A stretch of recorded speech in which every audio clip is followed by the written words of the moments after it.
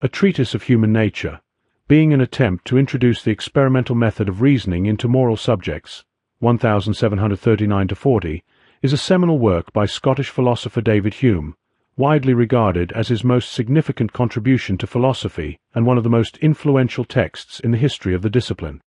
The treatise is a cornerstone of philosophical empiricism, skepticism, and naturalism, introducing a groundbreaking approach to the study of human nature through empirical methods.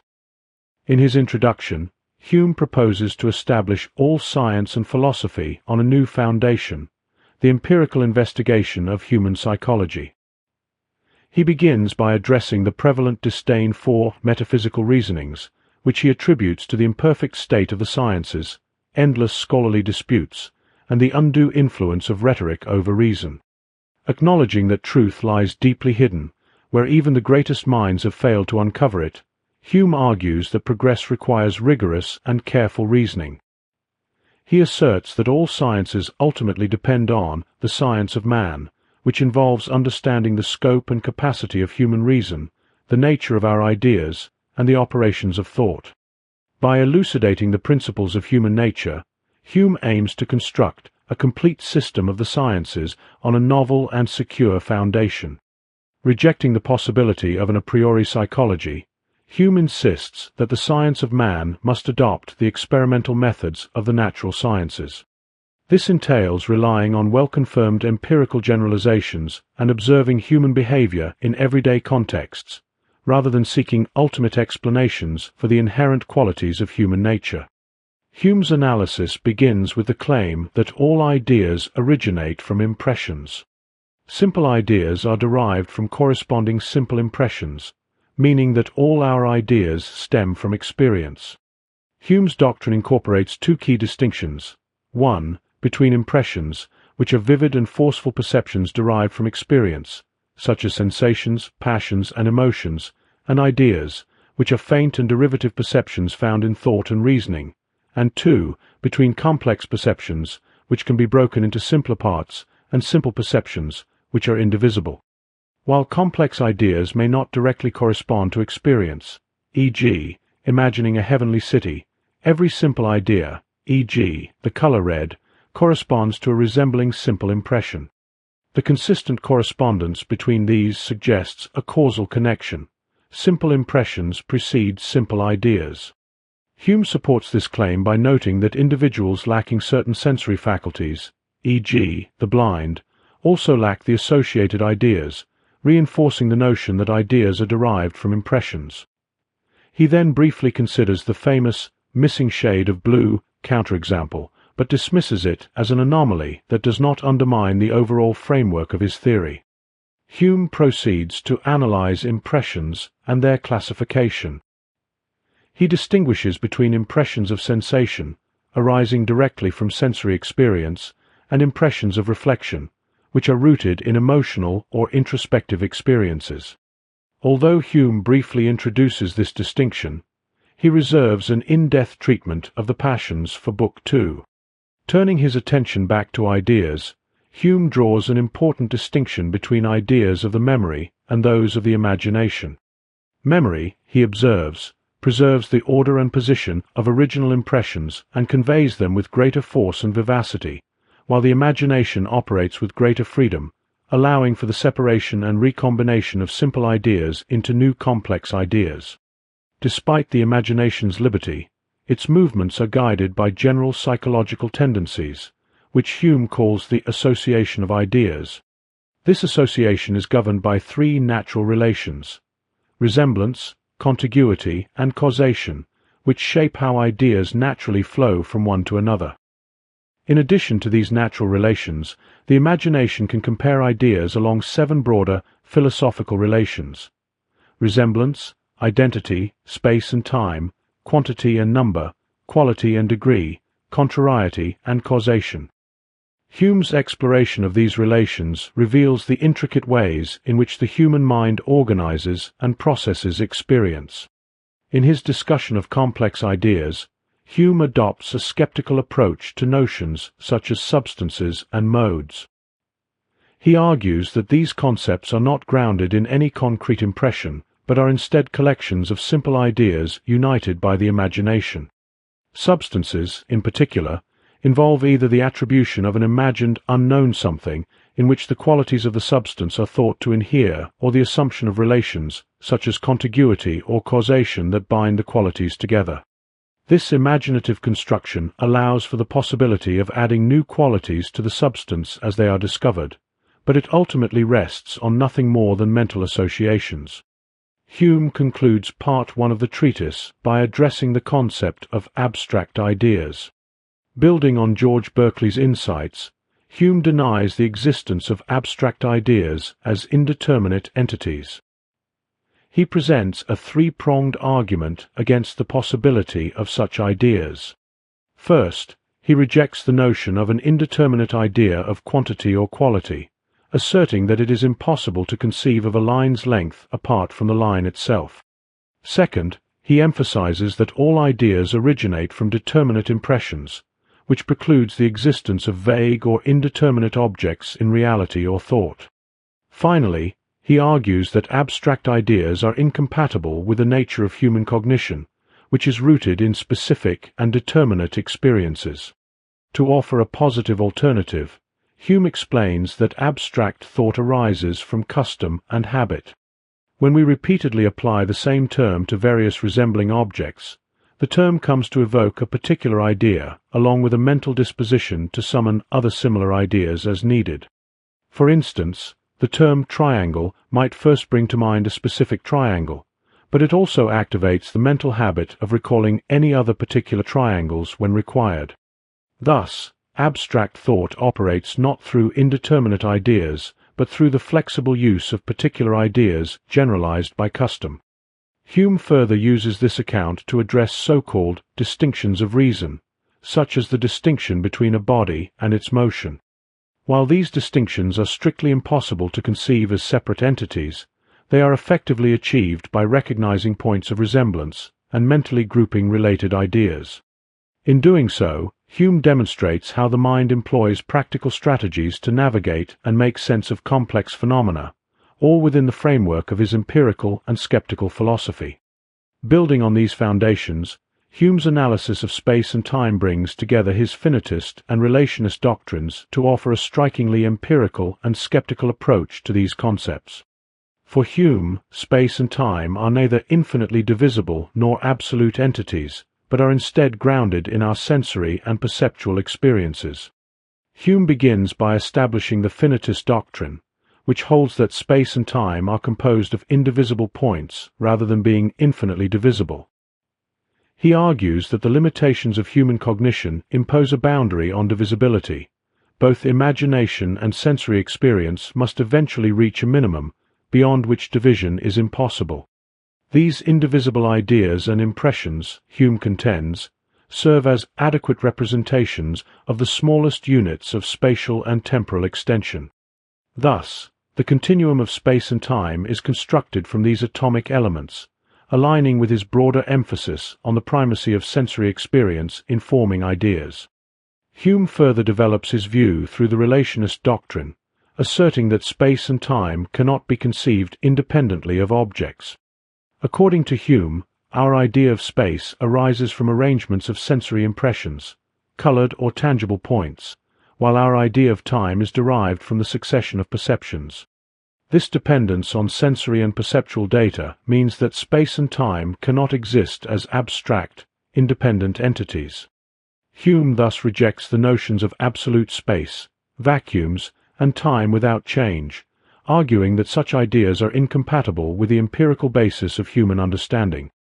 To defend these doctrines, Hume addresses several objections, particularly those rooted in mathematics and geometry. Against the claim of infinite divisibility, Hume critiques the reliance on abstract geometric demonstrations, arguing that the foundational concepts of geometry, such as equality, straightness, and flatness, lack precise, workable standards in practice. Instead, these ideas depend on common observation, corrective methods, and the imaginary standards that humans naturally fabricate. This reliance on imperfect standards undermines the certainty of geometric proofs advocating infinite divisibility, reinforcing Hume's finitist stance. In defending his relationist view, Hume critically examines the idea of a vacuum. He argues that our alleged idea of empty space is a confusion arising from experience. When we perceive two distant objects separated by visible or tangible objects, we may incorrectly equate this experience with the idea of two objects separated by an intangible, invisible distance.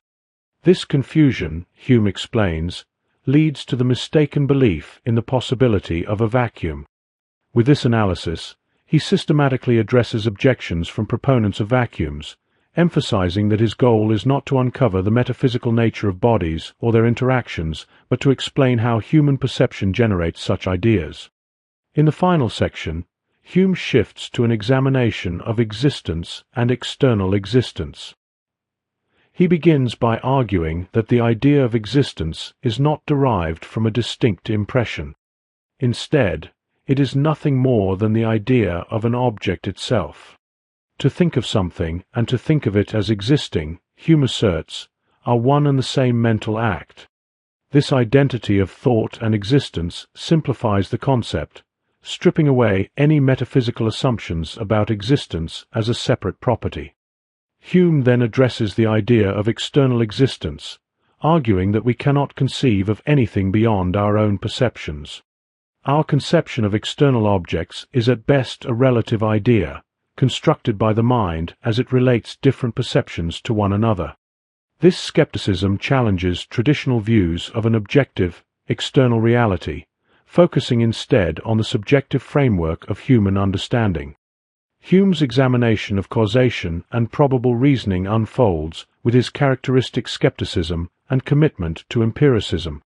To address the second question, how the psychological process of probable reasoning works, he begins by observing that the mind often moves from the idea of one event, a cause, to the idea of another, its effect, without any rational demonstration. Instead, this connection arises through experience. We repeatedly observe certain events consistently followed by others, and over time, we develop an expectation that the first event will lead to the second. This habitual association forms the foundation of Hume's account of causation.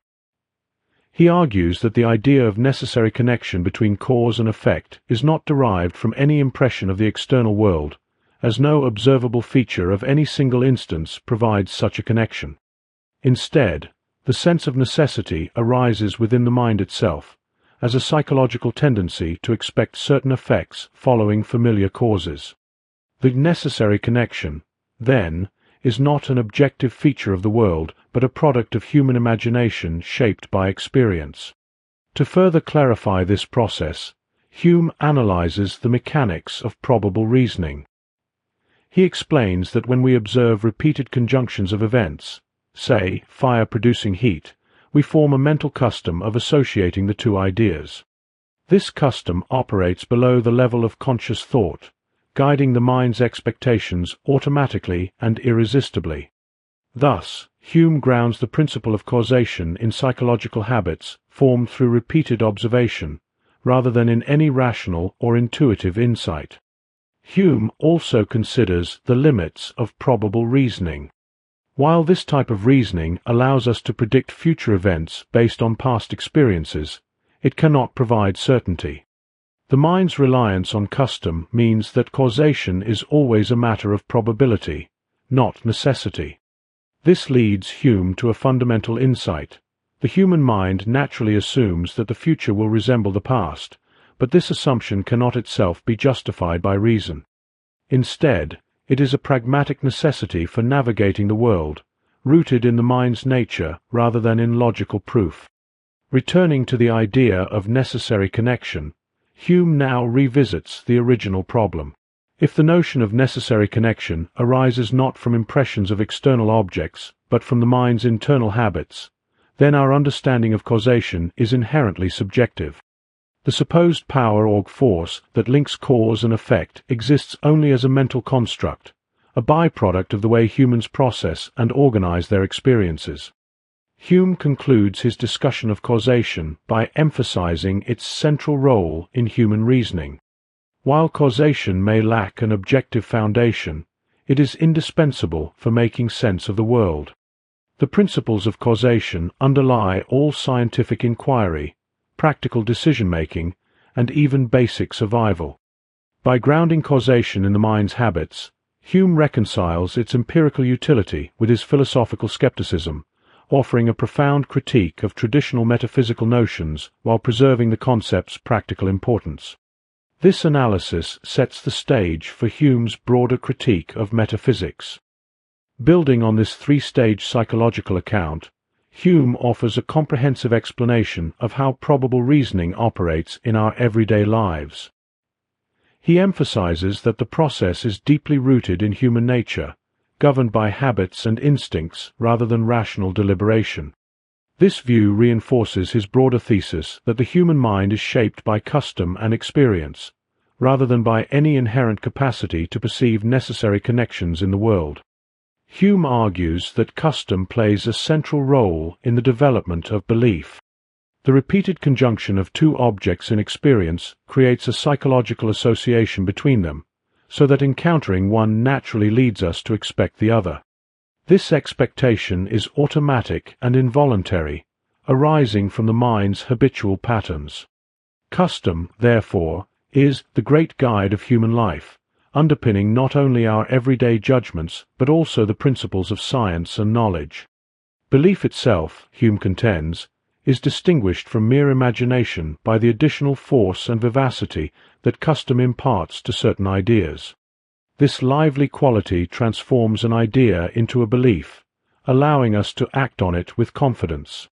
For example, observing dark clouds leads us to believe it will rain, not because of any logical demonstration, but because our past experiences have conditioned us to associate these phenomena.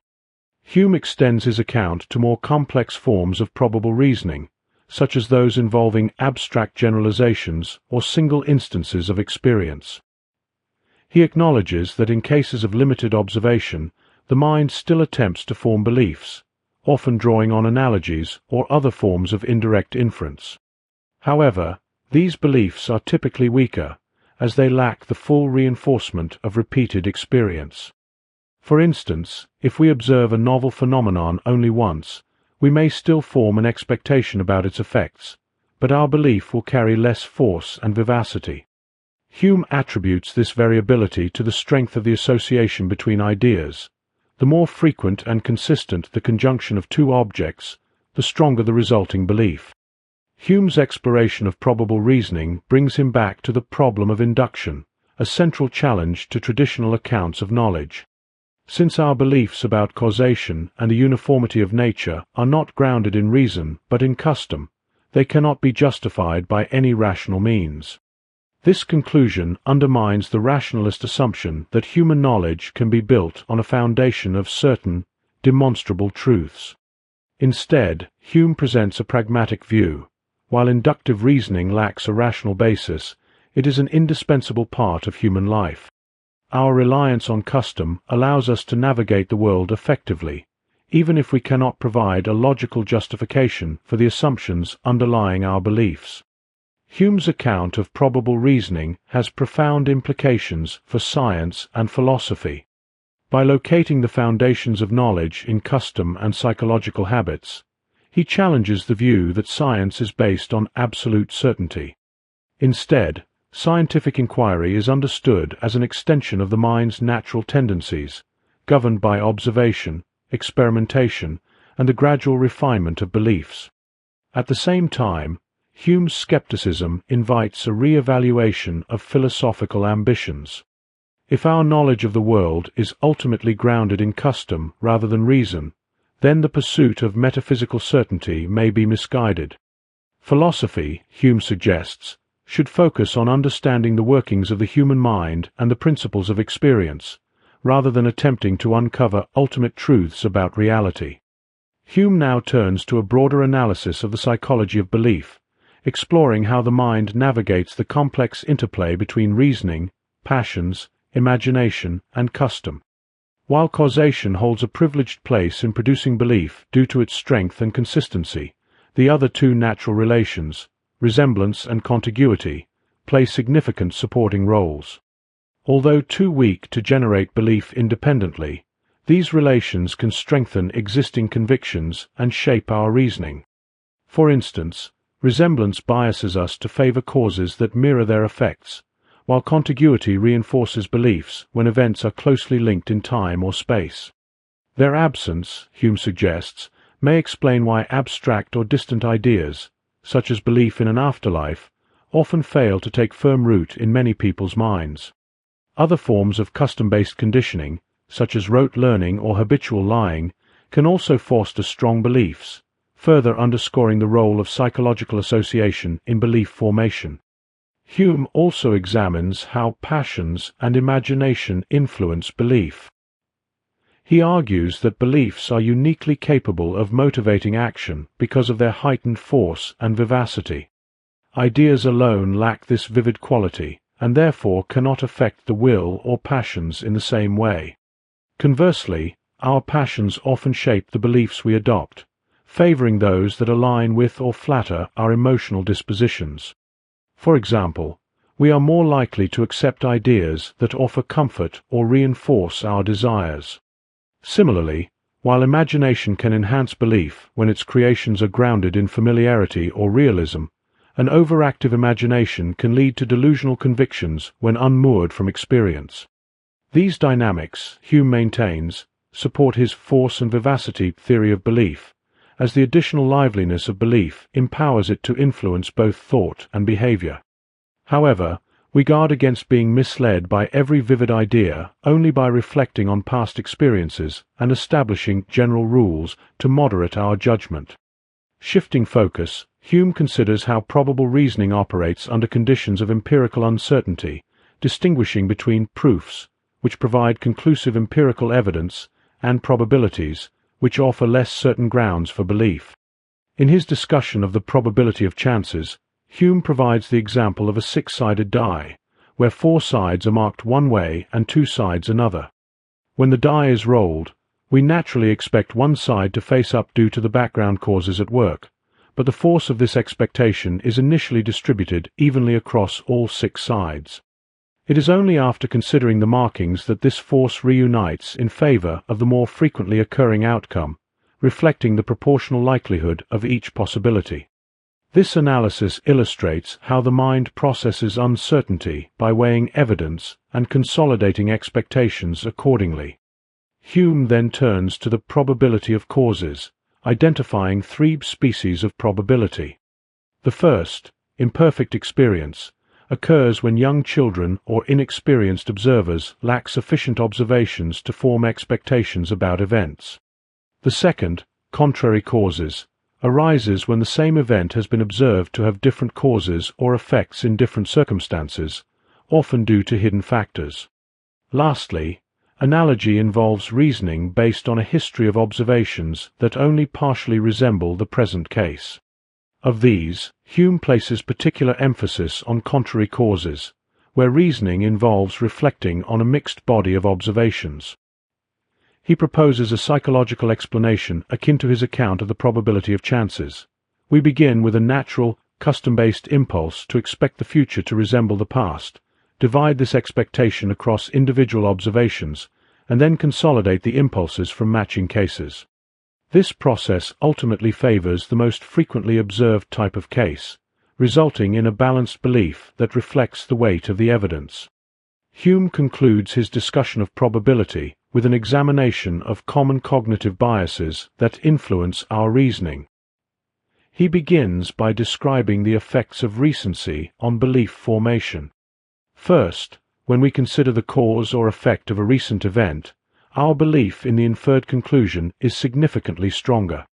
Second, the more recent the observations we rely upon, the greater the strength of the resulting belief. Third, long and discontinuous lines of reasoning tend to weaken belief due to their complexity and the diminished force of ideas over time. Finally, Hume identifies the tendency of the imagination to overgeneralize from experience, forming irrational prejudices. This occurs when superfluous circumstances, frequently observed alongside genuinely relevant ones, unduly influence our inferences. These biases highlight the fallibility of human reasoning, Yet Hume maintains that their correction requires the application of further general rules formed through reflection on both the circumstances and our cognitive limitations. This paradoxical dependence on general rules underscores his broader argument about the inescapable role of habit and custom in shaping belief. Throughout this analysis, Hume employs his force and vivacity account of belief to explain these unphilosophical tendencies. The vividness of recent impressions and the ease of simpler, more direct associations account for the strength of some beliefs, while the weakening of vivacity over complex reasoning chains explains why such beliefs often falter. Hume's exploration of these cognitive tendencies further illustrates how belief is shaped not purely by reason, but by psychological dynamics that can both aid and mislead us. Having completed his examination of probable reasoning, Hume returns to the enigmatic concept of necessary connection. He begins by rejecting several proposed sources for this idea. Necessary connection does not derive from the known qualities of matter, nor from divine intervention, nor from some unknown quality of matter, nor even from our ability to move our own bodies at will. Since all ideas must be rooted in experience, and no observation reveals a necessary link between cause and effect, Hume argues that the idea of necessary connection cannot be derived from external objects. Instead, it arises only after repeated observations of causes followed by effects. Because repetition cannot change the objects themselves, Hume concludes that the idea originates in the mind. Specifically, it stems from the internal feeling we experience when, conditioned by repeated observations, the mind makes a causal inference. This mental sensation is the true origin of the concept of necessary connection. Although this conclusion may seem counterintuitive to common sense, Hume explains it as a natural result of the mind's tendency to project its internal experiences onto the external world. To formalize his analysis, Hume offers two definitions of cause. The first is objective, describing a cause as an object that is followed by another object, with the two being constantly conjoined in such a way that the former's appearance always leads to the expectation of the latter. The second is subjective, defining a cause as the mental process of inferring the second object from the first. Together, these definitions capture both the external patterns observed in nature and the internal psychological mechanisms that underpin our understanding of causation. Hume concludes Part 3 with two brief but significant sections. First, he introduces 8 rules for empirically identifying true causes, emphasizing that without the guidance of experience, anything may produce anything. These rules serve as practical heuristics for distinguishing genuine causal relationships from mere coincidence or illusion. Second, Hume compares human reasoning to that of animals. He argues that the ability of animals to learn from experience through conditioning, despite their lack of sophisticated reasoning, demonstrates the validity of his associationist account of probable reasoning. Animals, like humans, rely on custom and habit to form expectations about the world, reinforcing Hume's claim that belief and inference are rooted not in abstract rationality, but in the natural operations of the mind. Hume opens Part 4 by asserting that all knowledge degenerates into probability due to the inherent possibility of error. Even the most certain domains of knowledge, like mathematics, are subject to doubt once we consider the potential for mistakes. The problem deepens as reflection on our cognitive fallibility leads to meta-reflection, which in turn leads to further doubt, creating a potentially infinite regress that reduces probability to total skepticism. However, Hume observes that this theoretical extinction of belief does not actually occur. Human nature itself prevents it, affirming Hume's view of belief as more properly an act of the sensitive than of the cogitative part of our natures. In other words, belief is rooted more in our emotional and instinctual faculties than in pure rationality. Hume attributes our resilience against complete skepticism to the mind's limited capacity for force and activity. Engaging in complex and abstract reasoning strains the imagination, disrupting the flow of passions and sentiments that underpin belief. As a result, even the most intricate skeptical arguments fail to dismantle our fundamental convictions. Hume then turns to a central question. Why do we believe in an external physical world? Specifically, why do we think objects possess a continued existence, persisting when unobserved, and a distinct existence, existing independently of our minds? He evaluates three possible sources for this belief: the senses, reason, and the imagination. Hume rejects the idea that the senses could inform us of objects with continued and distinct existence. The senses provide us with impressions, immediate perceptions, without any indication of their persistence or independence. They cannot present perceptions as representations of external objects or even as self-standing entities. Moreover, the senses do not reveal the self that perceives impressions, making it impossible for them to establish a distinction between the perceiver and the perceived. Reason fares no better. Even children and unreflective individuals believe in an external world, but their belief contradicts reason. For instance, reason cannot justify our tendency to treat fleeting impressions as evidence of enduring objects. Thus, Hume concludes that reason alone cannot account for this nearly universal belief. The belief in a world of external objects must, therefore, arise from the imagination. However, not all impressions lead to this belief. Only those impressions marked by constancy, remaining largely unchanged over time, and coherence, exhibiting regular and predictable patterns of change, encourage the imagination to attribute continued and distinct existence to external objects. Hume develops an account of how the imagination, influenced by constant and coherent impressions, constructs this belief. He notes that when faced with coherent impressions, we naturally interpret them in a way that aligns with past experience. This leads to the supposition that certain objects continue to exist unperceived. Since this supposition involves more regularity than is present in our observations alone, causal reasoning cannot fully explain it. Instead, Hume appeals to the imagination's tendency to persist in any train of thinking, much like a galley propelled forward by its oars. To fully explain our belief in the continued existence of external bodies, Hume incorporates the idea of constancy. The imagination equates identity with constancy, unchanging and uninterrupted existence over time. The mind naturally confuses closely resembling ideas. Consequently, it conflates an interrupted observation of an invariable object with a case of perfect identity. This confusion creates a tension between the mind's observation of interruptions and its inclination to view the object as perfectly identical. To resolve this cognitive dissonance, the imagination fabricates the notion of the object's continued existence. The memory enlivens this fiction with lively impressions of the previously observed object, transforming it into a robust belief.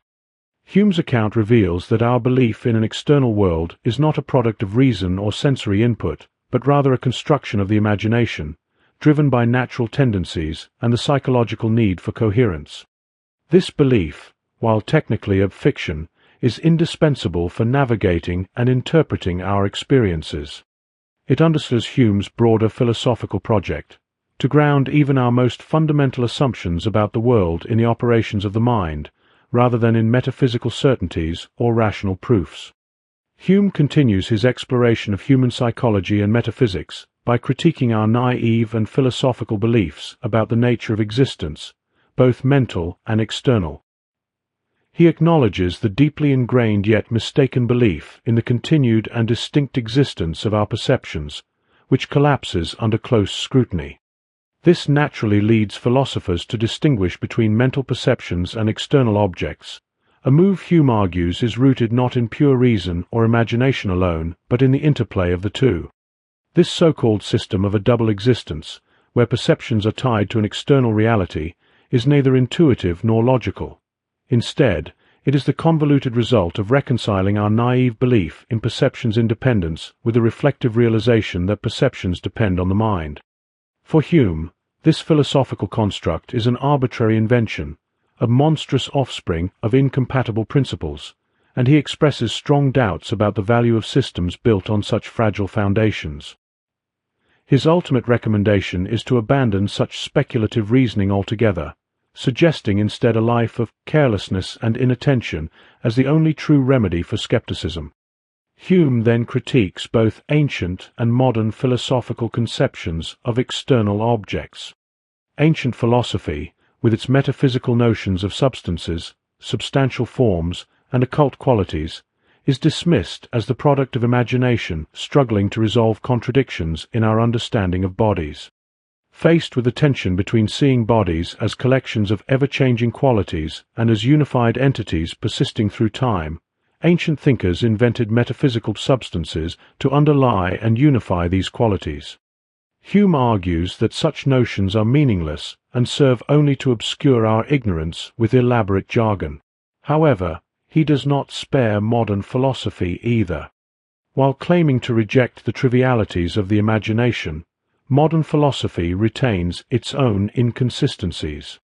It posits that secondary qualities like colors and sounds are mere impressions in the mind, while primary qualities like motion and solidity exist independently. Hume challenges this distinction by pointing out that primary qualities cannot be conceived apart from secondary ones. If we follow reason to its logical conclusion, rejecting the secondary qualities would force us to reject primary qualities as well, ultimately undermining the entire notion of an external world. Turning to the nature of the mind, Hume dismisses the materialist-dualist debate over its substance as unintelligible. Since we have no impression of any substance, we cannot form a meaningful idea of it. Defining substance as something capable of existing independently does not clarify matters either, for under such a definition, each perception would qualify as a distinct substance. Hume also addresses the supposed local conjunction of mind and body. He critiques materialist attempts to explain how unextended thoughts and feelings can be located in an extended body, using a psychological example involving the spatial association of sensory perceptions. For instance, the taste of a fig and the taste of an olive are mistakenly attributed to specific locations corresponding to the objects themselves.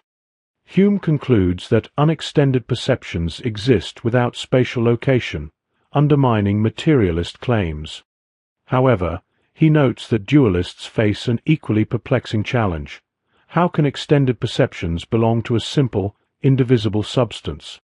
Wryly, he observes that this problem mirrors theological objections to Spinoza's metaphysics, suggesting that solving the dualist dilemma would inadvertently vindicate Spinoza's naturalistic worldview. Finally, Hume examines causal relations, particularly the mind-body connection. He concedes to materialists that regular observations of mind-body correlations provide sufficient evidence of the mind's causal dependence on the body.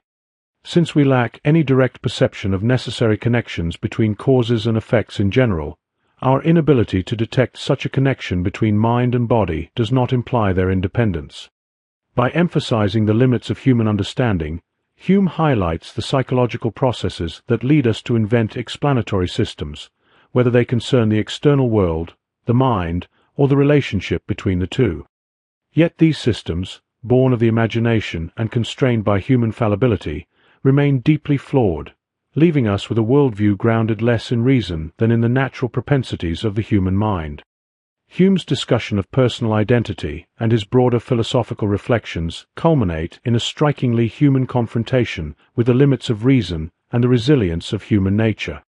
By denying the existence of a self as a unified, simple, and continuous substance, Hume dismantles the notion of personal identity as traditionally understood.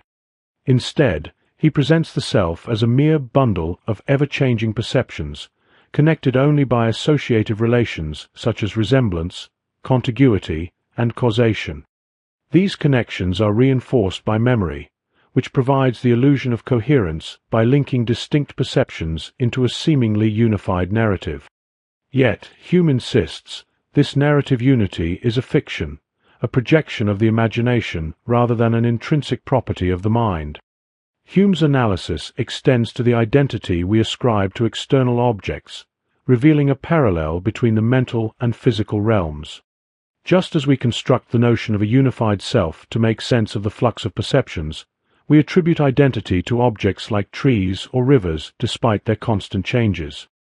This attribution, he argues, is a product of human psychology, which simplifies and overlooks gradual transformations when they are framed by continuity of purpose or of sympathy of parts. Thus, whether discussing personal identity or the persistence of objects, Hume exposes the human propensity for fabricating unity and coherence where none objectively exists. Yet this unrelenting skepticism brings Hume to a moment of personal crisis. Having shown that both reason and imagination are fraught with contradictions, and that the foundations of our knowledge are unsteady, Hume confronts the danger of his own inquiries. The solitude of challenging established opinion and the unsettling realization of how little we truly know lead him to the brink of despair. Reason, which should guide us, proves unreliable, and the imagination, which provides the liveliness and connection that animate our understanding, threatens to entangle us in absurdities. The philosophical pursuit, then, seems caught in an impossible dilemma, to choose between false reason and none at all. This tension brings Hume to one of the most poignant moments in his work, as he describes the natural oscillation between philosophical reflection and everyday life. When overwhelmed by the coldness and futility of speculation, Hume finds solace in the ordinary pleasures of life, dining, playing games, and socializing with friends. These moments of distraction serve as a restorative pause, allowing him to return to his intellectual endeavors with renewed vigor. This cycle, Hume observes, reflects a fundamental aspect of human nature, the inescapable pull of philosophical curiosity tempered by the grounding forces of practical life. Hume's ultimate conclusion is both skeptical and hopeful. He acknowledges the inherent contradictions and limitations of human reason, but refuses to abandon the pursuit of knowledge. Philosophy, for all its flaws, offers a safer guide than superstition, whose errors he deems far more dangerous. By subjecting even his skepticism to scrutiny, Hume demonstrates a commitment to intellectual integrity and the possibility of progress. His project, rooted in the study of human nature, seeks to reorient philosophy away from metaphysical abstractions and toward an understanding of the mind's workings, a task that, while fraught with difficulties, holds the promise of advancing knowledge and enriching human life. In Book 2 of the treatise, Hume continues his psychological exploration by shifting focus to the passions, emotions or feelings that arise from the interaction between our internal perceptions and external stimuli. Building on the distinction made in Book 1 between impressions of sensation and impressions of reflection, Hume now delves into the latter category, examining how reflective impressions, or the passions, are generated within the mind.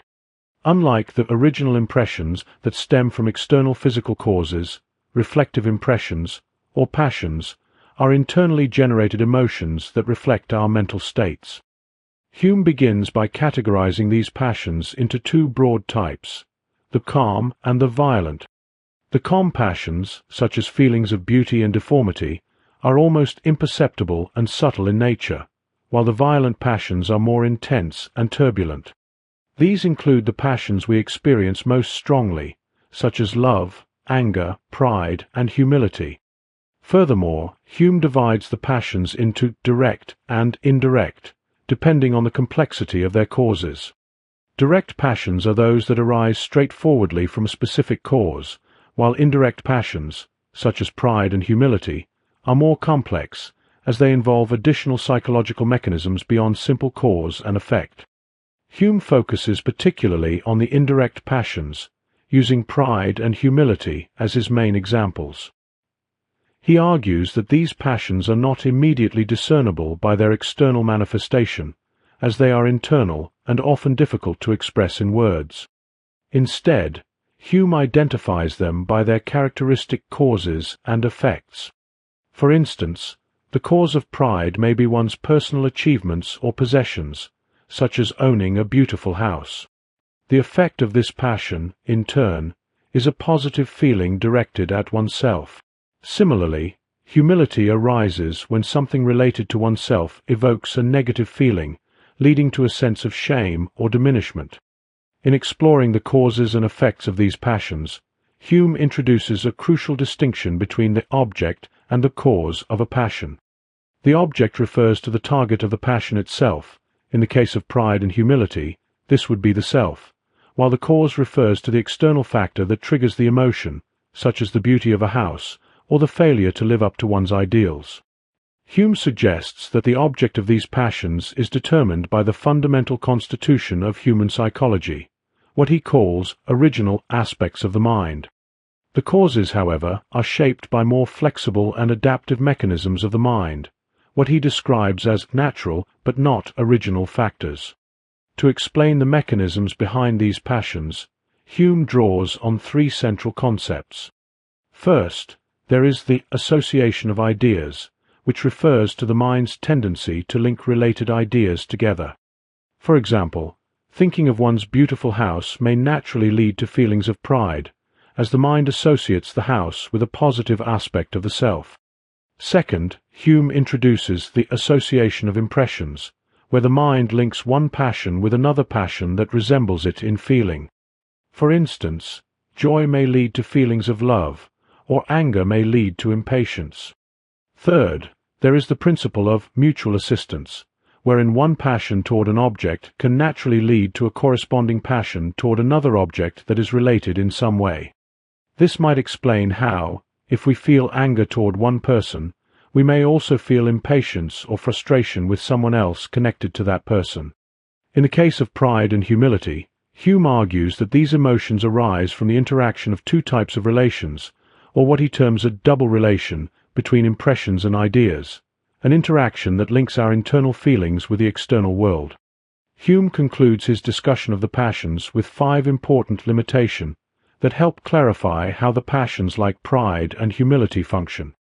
First, for pride or humility to arise, the relation between the ideas involved must be relatively close, meaning the connection between the object, e.g., a house, and the self must be immediate or significant.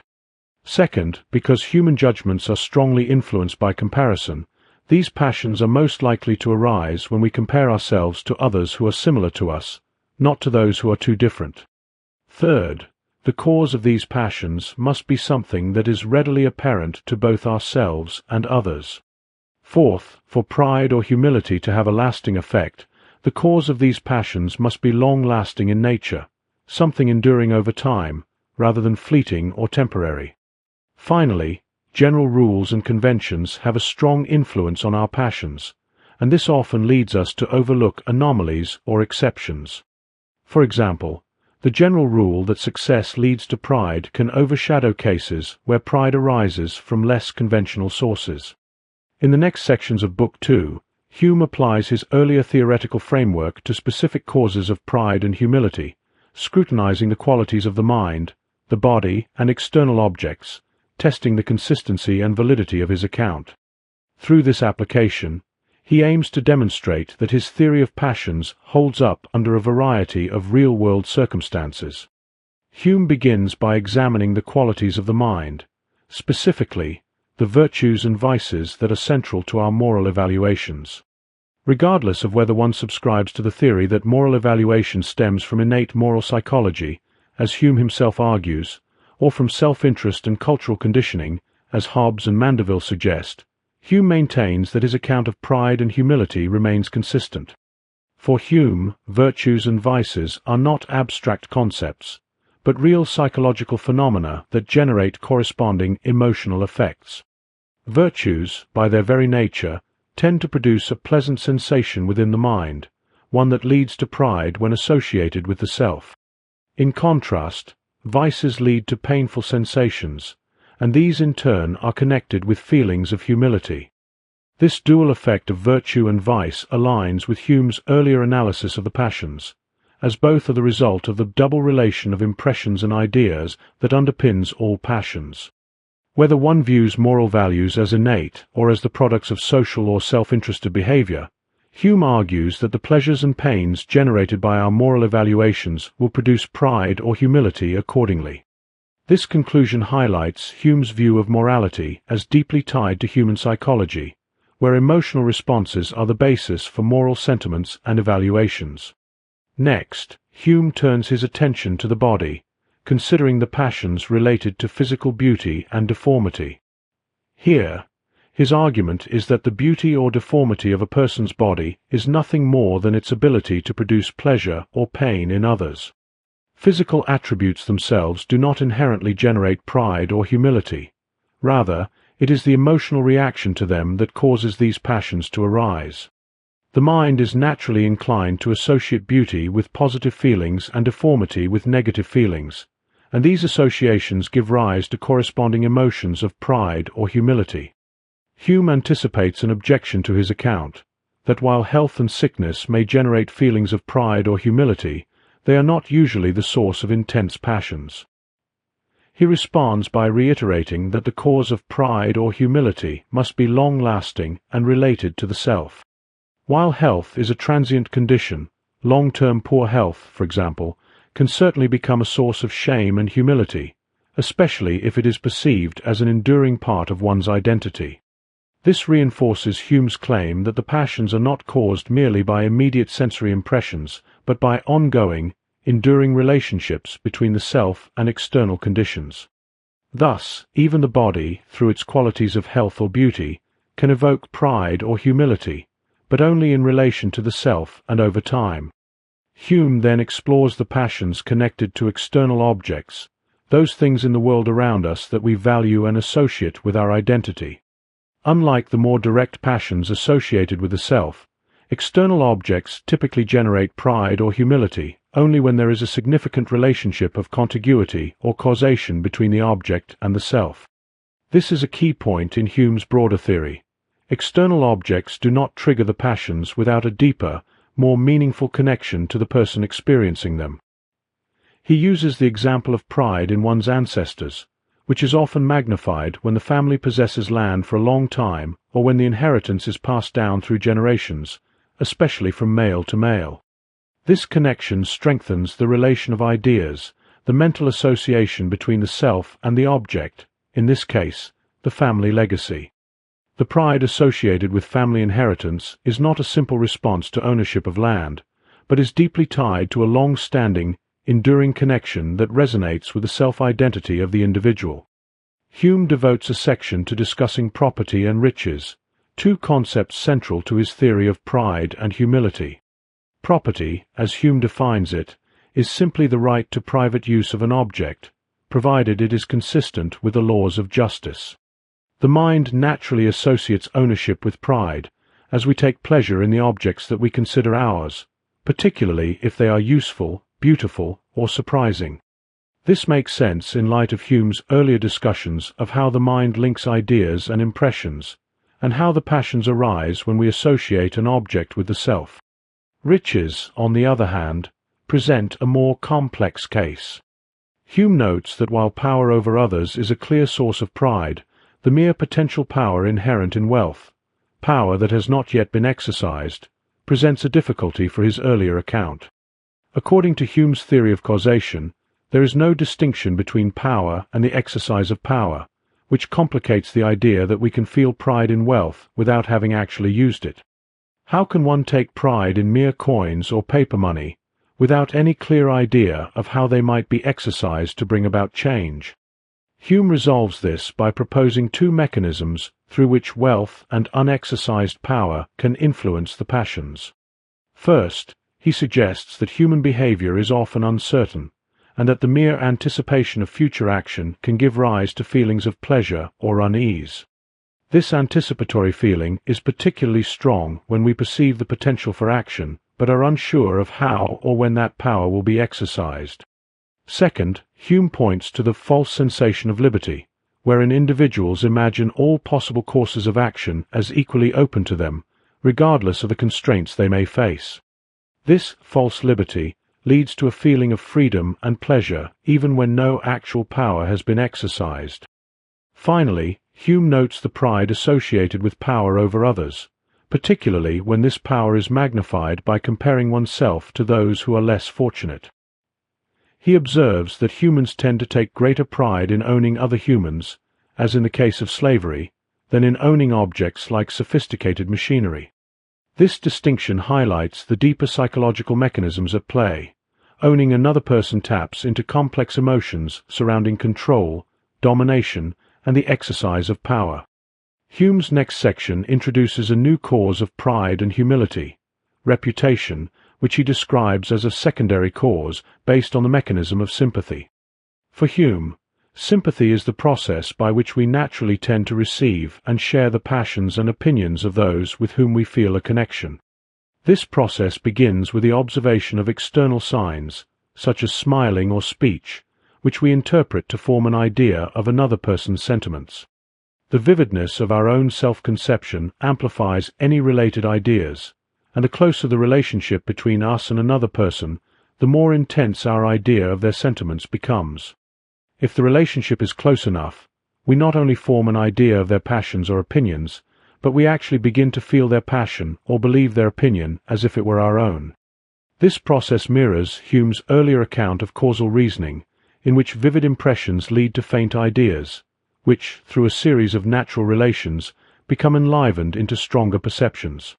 Pride or shame in one's reputation, according to Hume, arises primarily from the sympathetically communicated opinions of others.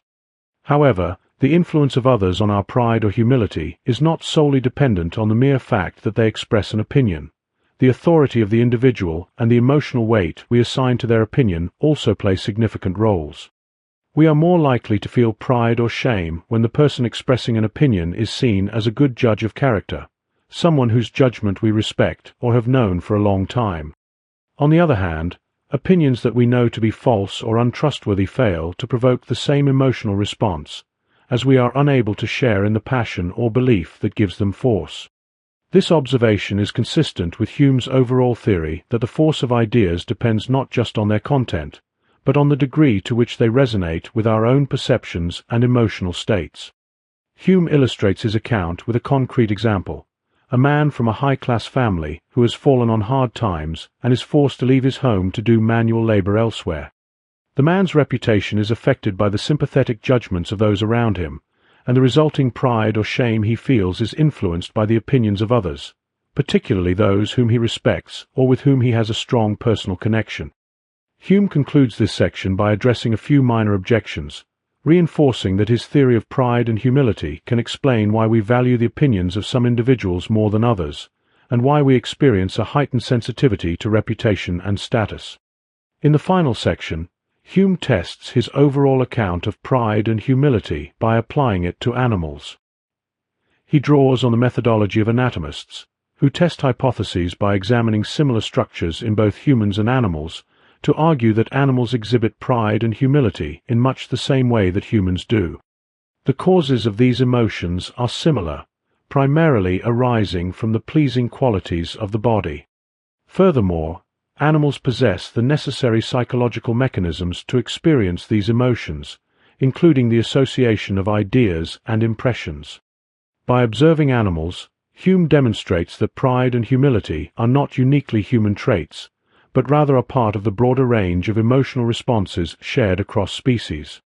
This final section serves to confirm the universality of Hume's account and shows that the psychological processes underpinning pride and humility are deeply embedded in the nature of sentient beings. Hume's treatment of love and hatred mirrors his analysis of pride and humility, following the same pattern of indirect passions that arise from a double relation of impressions and ideas.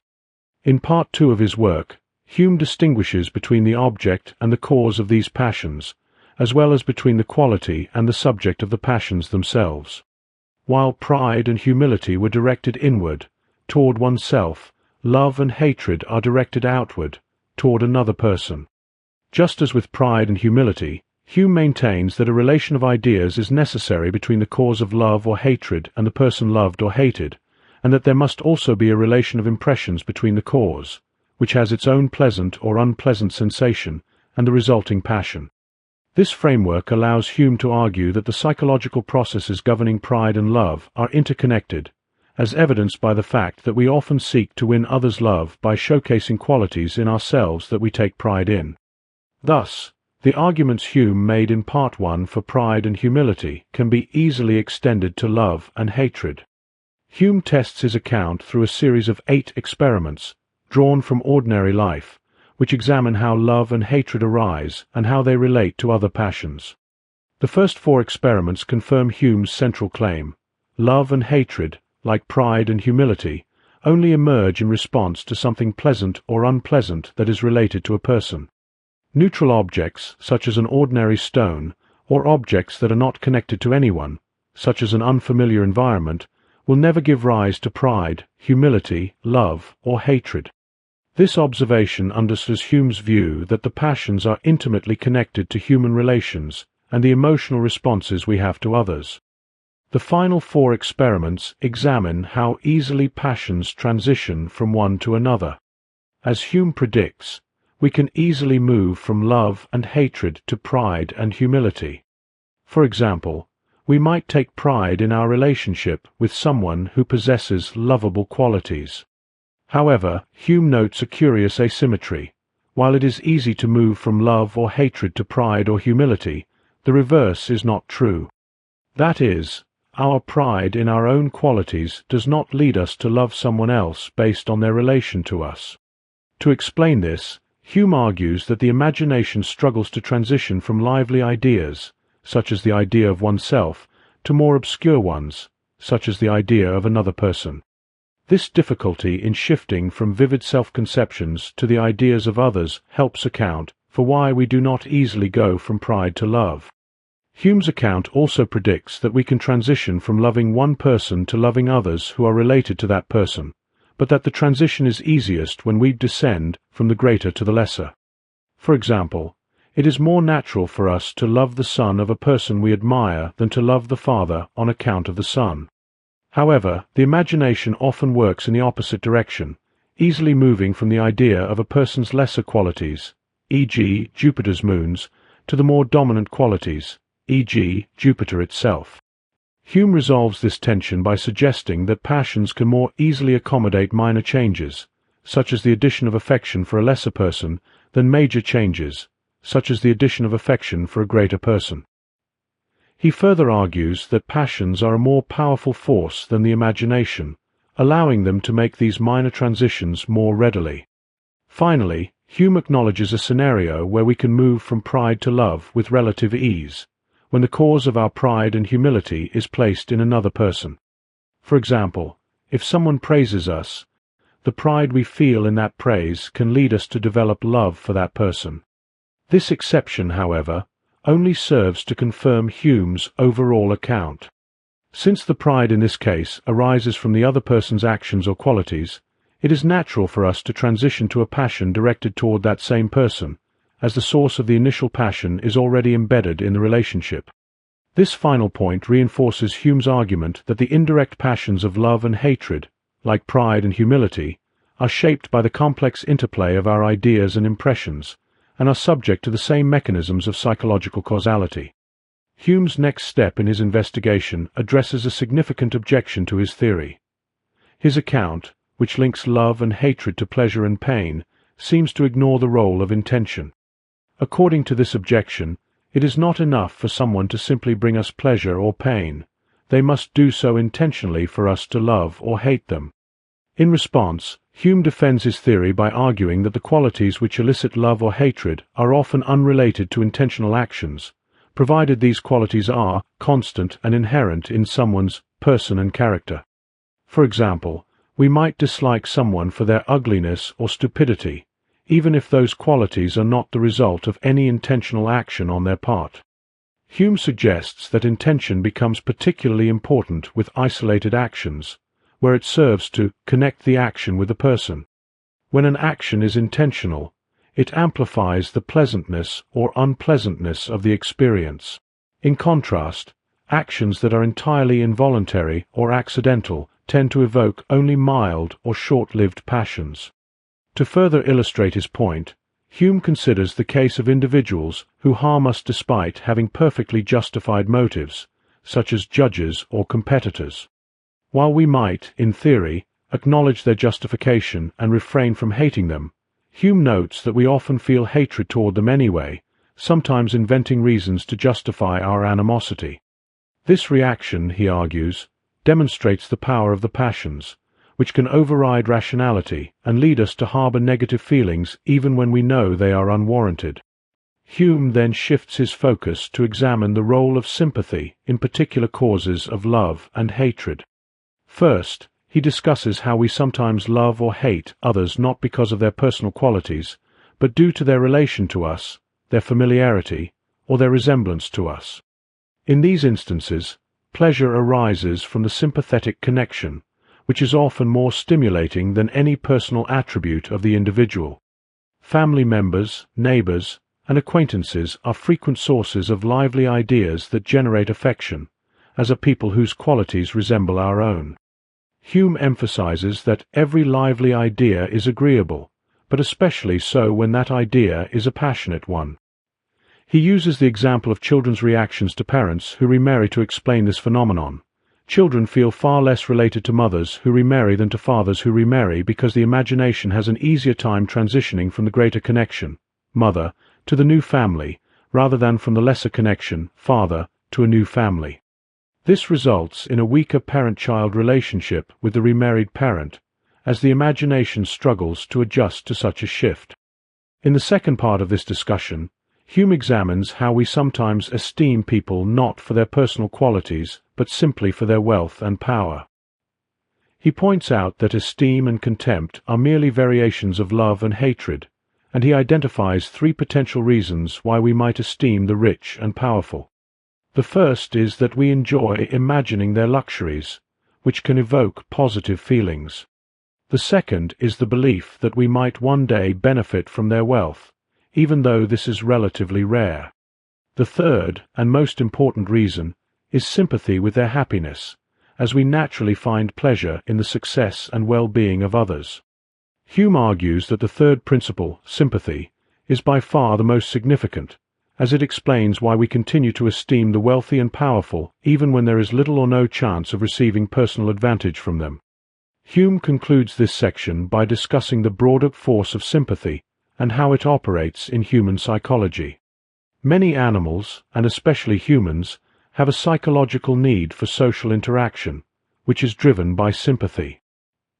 He notes that sympathy with usefulness is a fundamental cause of aesthetic appreciation, helping to explain most kinds of beauty. For example, we may find beauty in the convenience of a well-designed house or the fertility of a field, as these qualities are perceived as useful. Finally, Hume observes that the minds of men are mirrors to one another, highlighting the cyclical nature of social interaction. A rich man enjoys his luxuries, which garners esteem from others, which in turn excites the rich man's pride. This pride then motivates him to pursue even more wealth, continuing the cycle. In this way, sympathy plays a crucial role not only in shaping individual passions, but also in sustaining social dynamics and perpetuating desires for wealth, power, and admiration. The next 6 sections of Hume's work are devoted to an exploration of the compound passions, which arise from the mixture of love and hatred with other emotions. These compound passions are complex and often involve multiple emotional components that can influence our reactions toward others. Hume begins by addressing 2 passions that are fundamentally motivational, benevolence and anger. Both are desires aimed at producing either the happiness or misery of the person whom we love or hate. This distinction marks an important contrast with the simpler emotions of love and hatred, which are, on their own, directed towards someone and inherently motivational, while pride and humility are described by Hume as pure emotions of the soul without direct action-oriented outcomes. Hume clarifies, however, that while benevolence and anger arise naturally alongside love and hatred, they are not essential parts of these passions. Rather, they are distinct passions in their own right that happen to be naturally conjoined with the sensations of love and hatred, much like hunger is naturally linked with an empty stomach.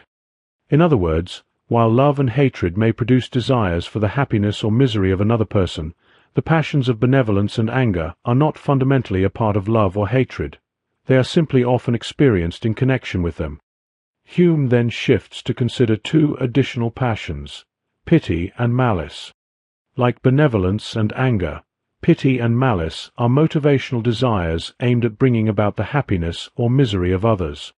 However, unlike the more personal and intimate benevolence and anger, which are typically directed toward people we love or hate, pity and malice are broader in their application.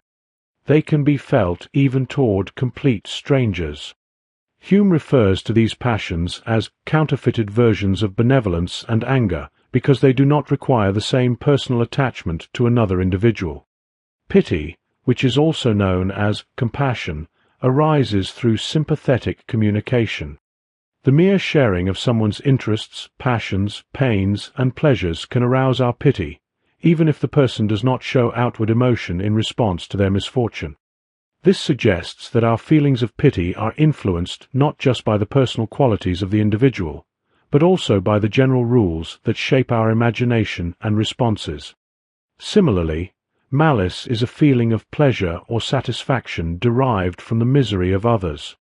This malicious joy occurs through a process of comparison. The misery of another person gives us a more vivid sense of our own happiness, while their happiness highlights our misery. Malice itself, according to Hume, is the unprovoked desire of producing evil to another in order to reap a pleasure from the comparison. Hume also briefly touches on malice against ourselves, referring to the phenomenon where individuals might take pleasure in their own suffering or misfortune, again, due to the comparative nature of the emotion. Next, Hume uses the idea of comparison to explain the passion of envy.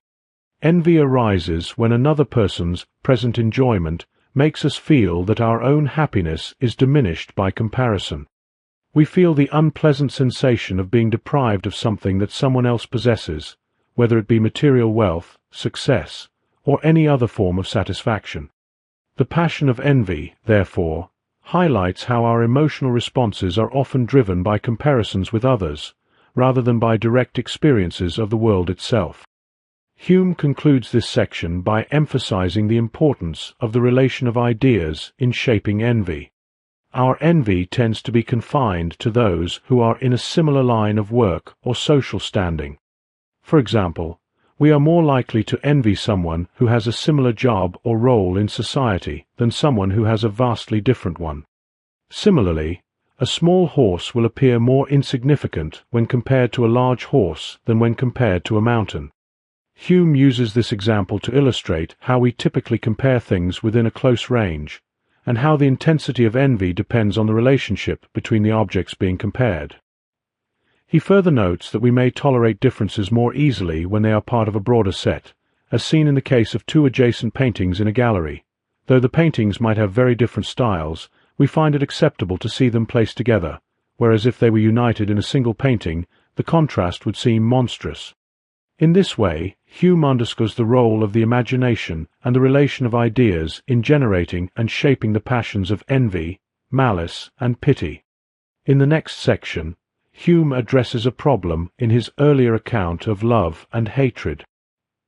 He had previously argued that love and hatred are produced by anyone who brings us pleasure or pain, suggesting that we should love those who bring us malicious joy and hate those who bring us the pain of pity. However, this runs contrary to our everyday experience. We tend to hate the objects of our malice and love the objects of our pity. Hume resolves this issue by introducing a new kind of relation of impressions. In addition to the resemblance of sensations, there is also the parallel direction of the desires. According to Hume, the connection between pity and love, and between malice and hatred, lies not in how the passions feel, but in the motivational tendencies that run parallel to each other. Pity and love are linked because both desire to promote the well-being of others, while malice and hatred are linked because both desire harm. The feelings themselves might be in opposition. Pity and love evoke compassion and care, while malice and hatred evoke discomfort and aggression, but the underlying desires move in parallel directions. Hume provides examples to illustrate this principle, such as comparing the emotions of business rivals and business partners. In both cases, the individuals may have parallel desires, the desire for success in one, the desire for failure in the other. Hume also discusses the complex relationship between esteem and contempt, which might seem contradictory given that he claims we have esteem for the rich and contempt for the poor. How, then, can he argue that we tend to love the objects of our pity? Hume resolves this by presenting three levels of sympathy with misfortune. First, weak sympathy makes us feel only the present misfortune of the afflicted, resulting in a contemptuous pity. This is the most superficial level of sympathy, where we feel only a fleeting sense of sympathy for someone else's immediate suffering without engaging with their overall situation.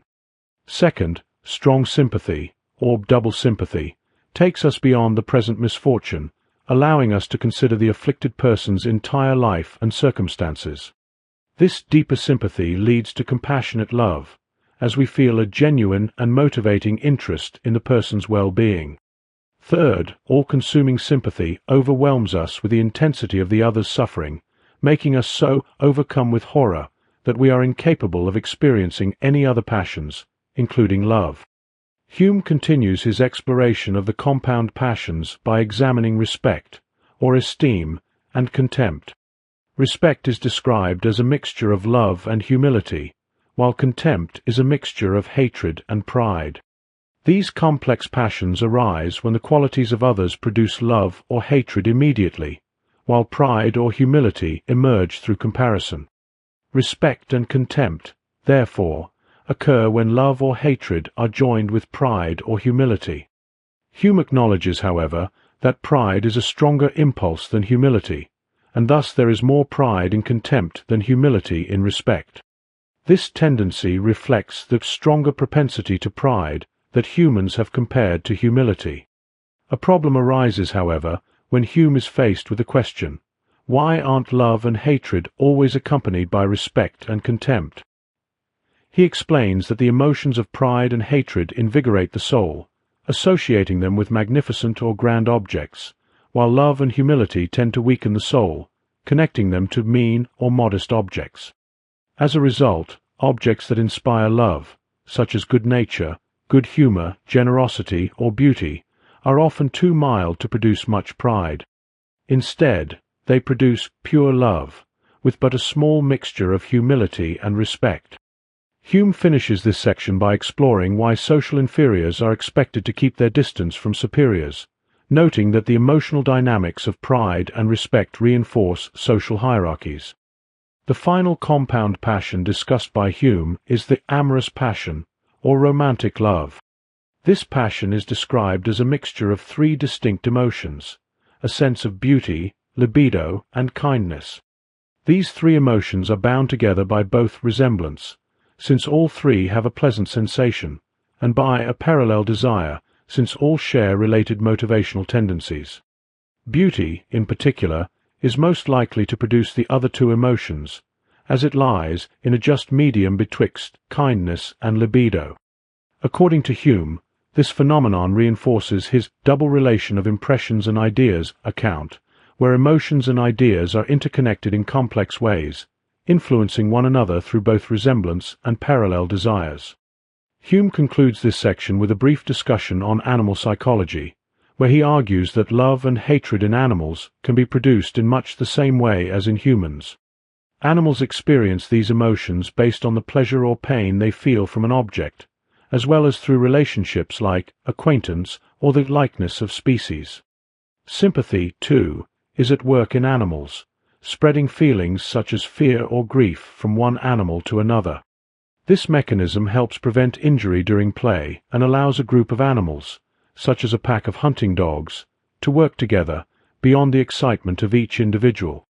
In Hume's view, these psychological mechanisms do not require the sophisticated reflection or penetration that is often attributed to human thought.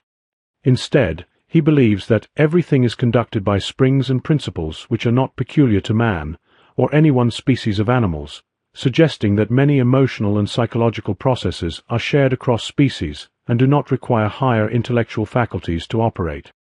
In Part 3 of his work, Hume shifts focus to the motives that drive human action.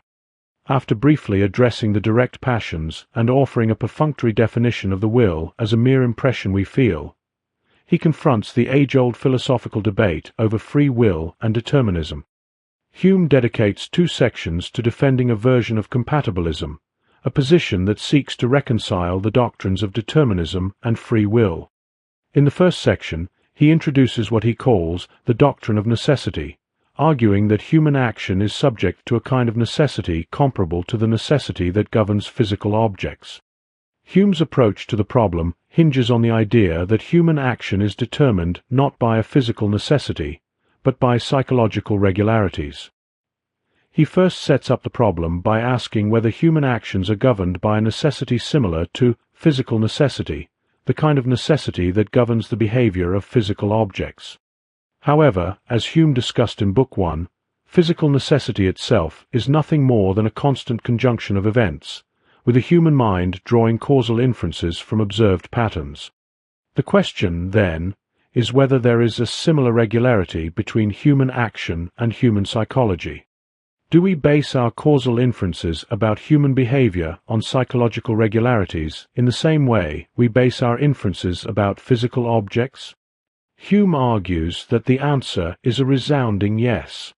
The same uniformity we observe in the natural world can also be found in human affairs, and the causal inferences we make based on moral evidence about human psychology and behavior, are comparable to the inferences we make based on natural evidence.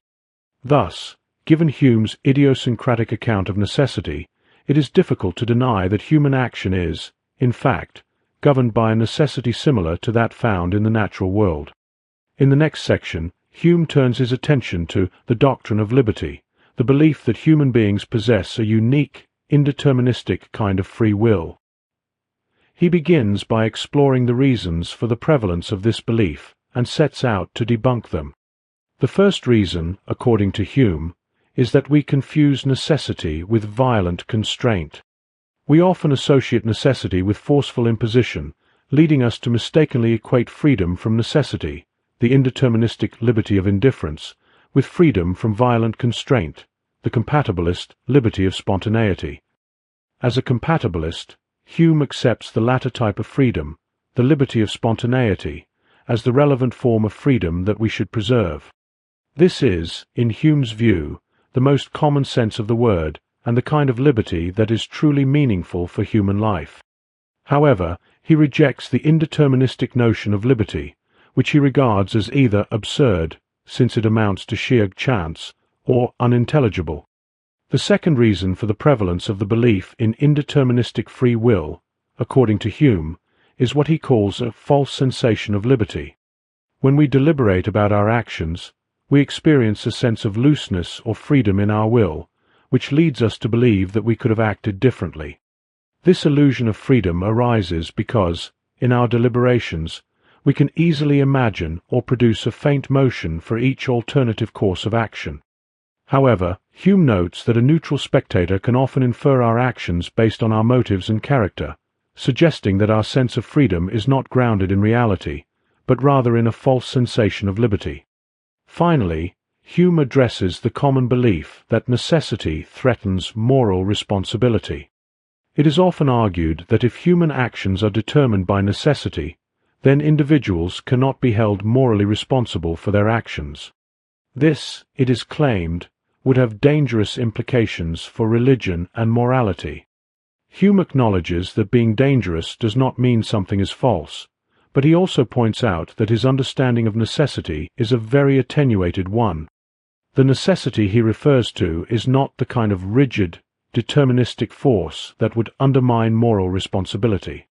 Instead, it is the necessity of regularity and uniformity, similar to the way we understand cause and effect in the physical world. Hume contends that there is nothing dangerous or even controversial about applying constant conjunction and causal inference to human action, just as we apply these principles to physical objects. Hume then turns the tables on his opponents, arguing that necessity is actually essential to moral responsibility. If human actions were not regular and uniform, if they were not determined by causal connections to a person's psychology and character, then the entire system of rewards and punishments in human law would be pointless. In a world where actions were matters of sheer chance, rather than being connected to the person's motives and character, divine punishment would be unjust. How could someone be justly punished for actions that were not connected to their psychology or character, but instead resulted from mere randomness? Thus, Hume argues, the true threat to moral responsibility does not come from the necessity of human action, but from the idea of indeterministic liberty. Without necessity, there can be no moral responsibility, and the very concept of justice would lose its meaning.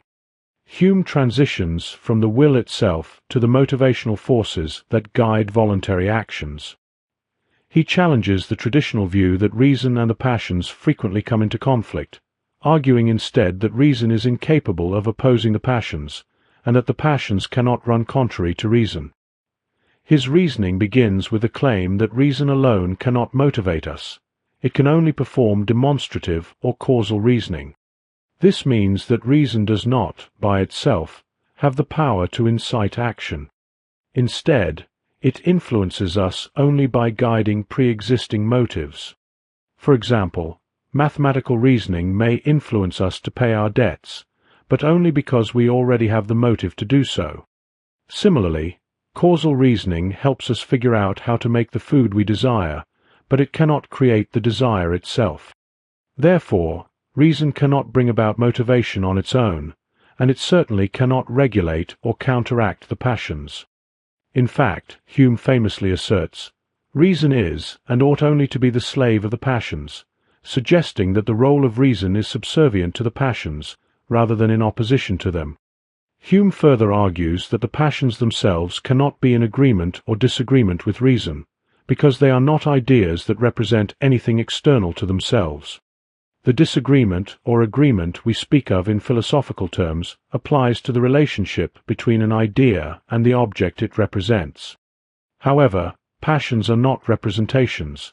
They are feelings that do not point to anything external in the same way that ideas do. To illustrate his point, Hume famously writes, "'Tis not contrary to reason to prefer the destruction of the whole world to the scratching of my finger." This statement emphasizes that passions are not subject to reason's judgment. They are not evaluated based on their rationality or logical coherence. However, Hume acknowledges that a passion can be considered unreasonable in a broader sense if it is based on a false judgment, such as when we are mistaken about the existence of an object or the nature of a causal relationship. But in such cases, Hume insists, it is not the passion that is unreasonable, but the judgment that gave rise to it. Hume goes on to suggest that the conflict often attributed to reason and the passions is actually a misunderstanding. The so-called conflict is not between reason and the passions, but between different kinds of passions themselves, specifically, the calm passions and the violent passions. Both the calm passions and reason operate with the same calmness and tranquility, which leads us to confuse the two. We often mistake calm passions for determinations of reason, erroneously attributing rationality to them when they are, in fact, simply passions that operate in a more subdued or moderate manner. This misunderstanding sets the stage for Hume's exploration of the factors that contribute to the strength and influence of the passions. Hume identifies several factors that give passions their motivational force.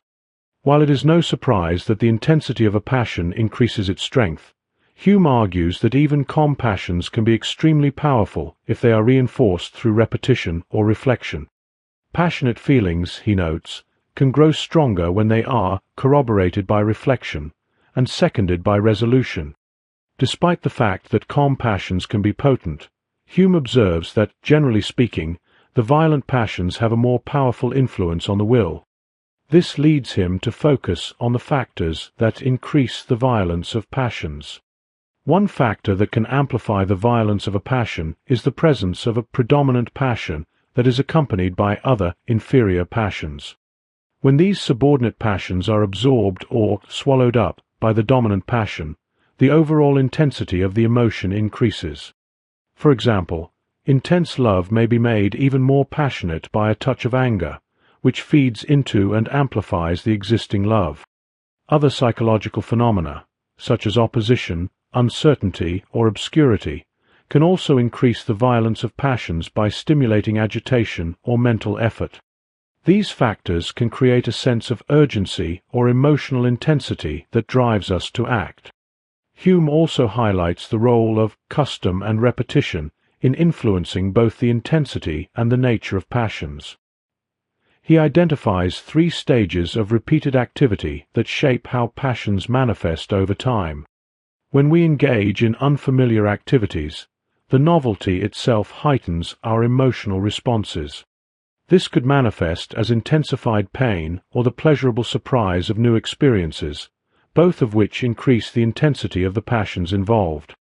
As we become more familiar with an activity, it begins to feel easier and more natural, and this ease generates pleasure.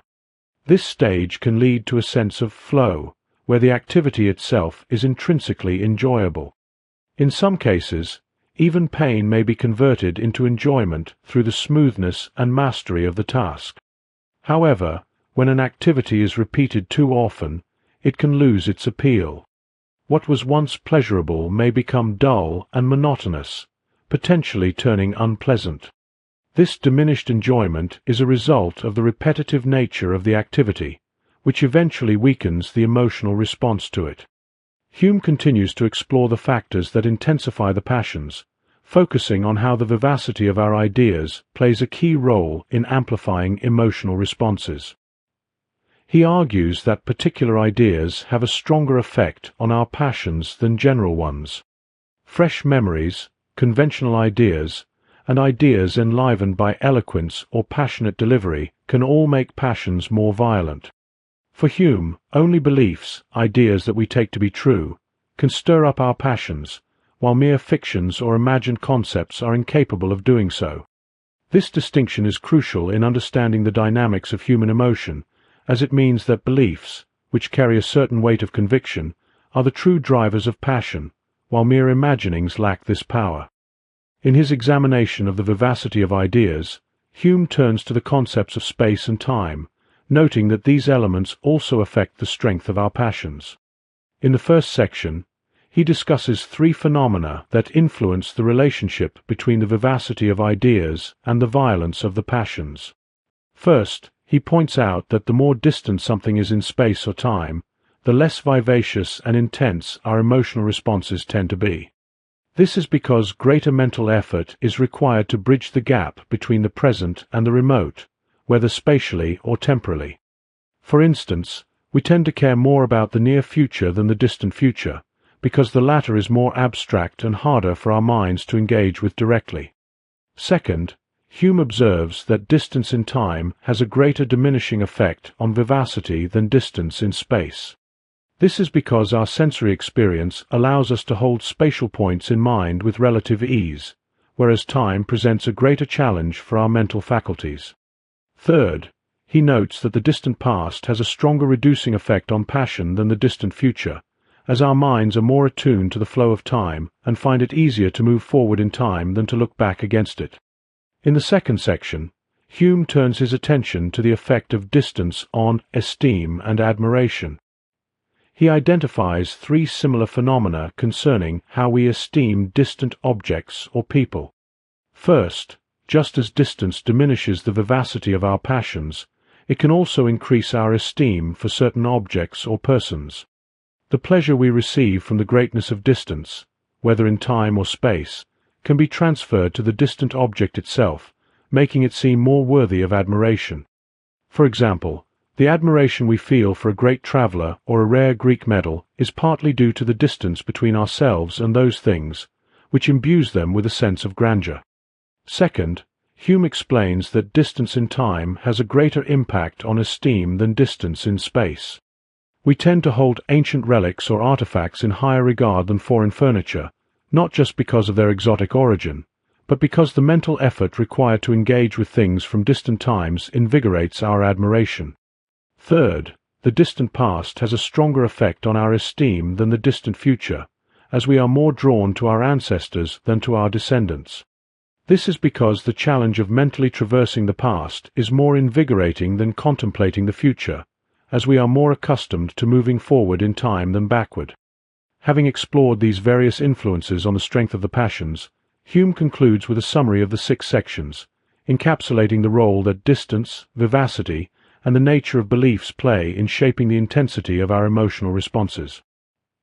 He next turns to a detailed analysis of the direct passions, dividing them into two classes. The first class consists of passions that arise directly from pleasure or pain, a natural instinct that orients us towards pleasure and away from pain. Joy and grief, for example, stem from experiences of pleasure or pain that are either certain or probable.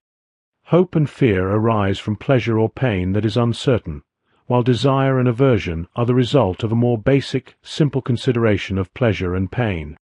These passions reflect the will's exertion when pleasure or the absence of pain is within our reach.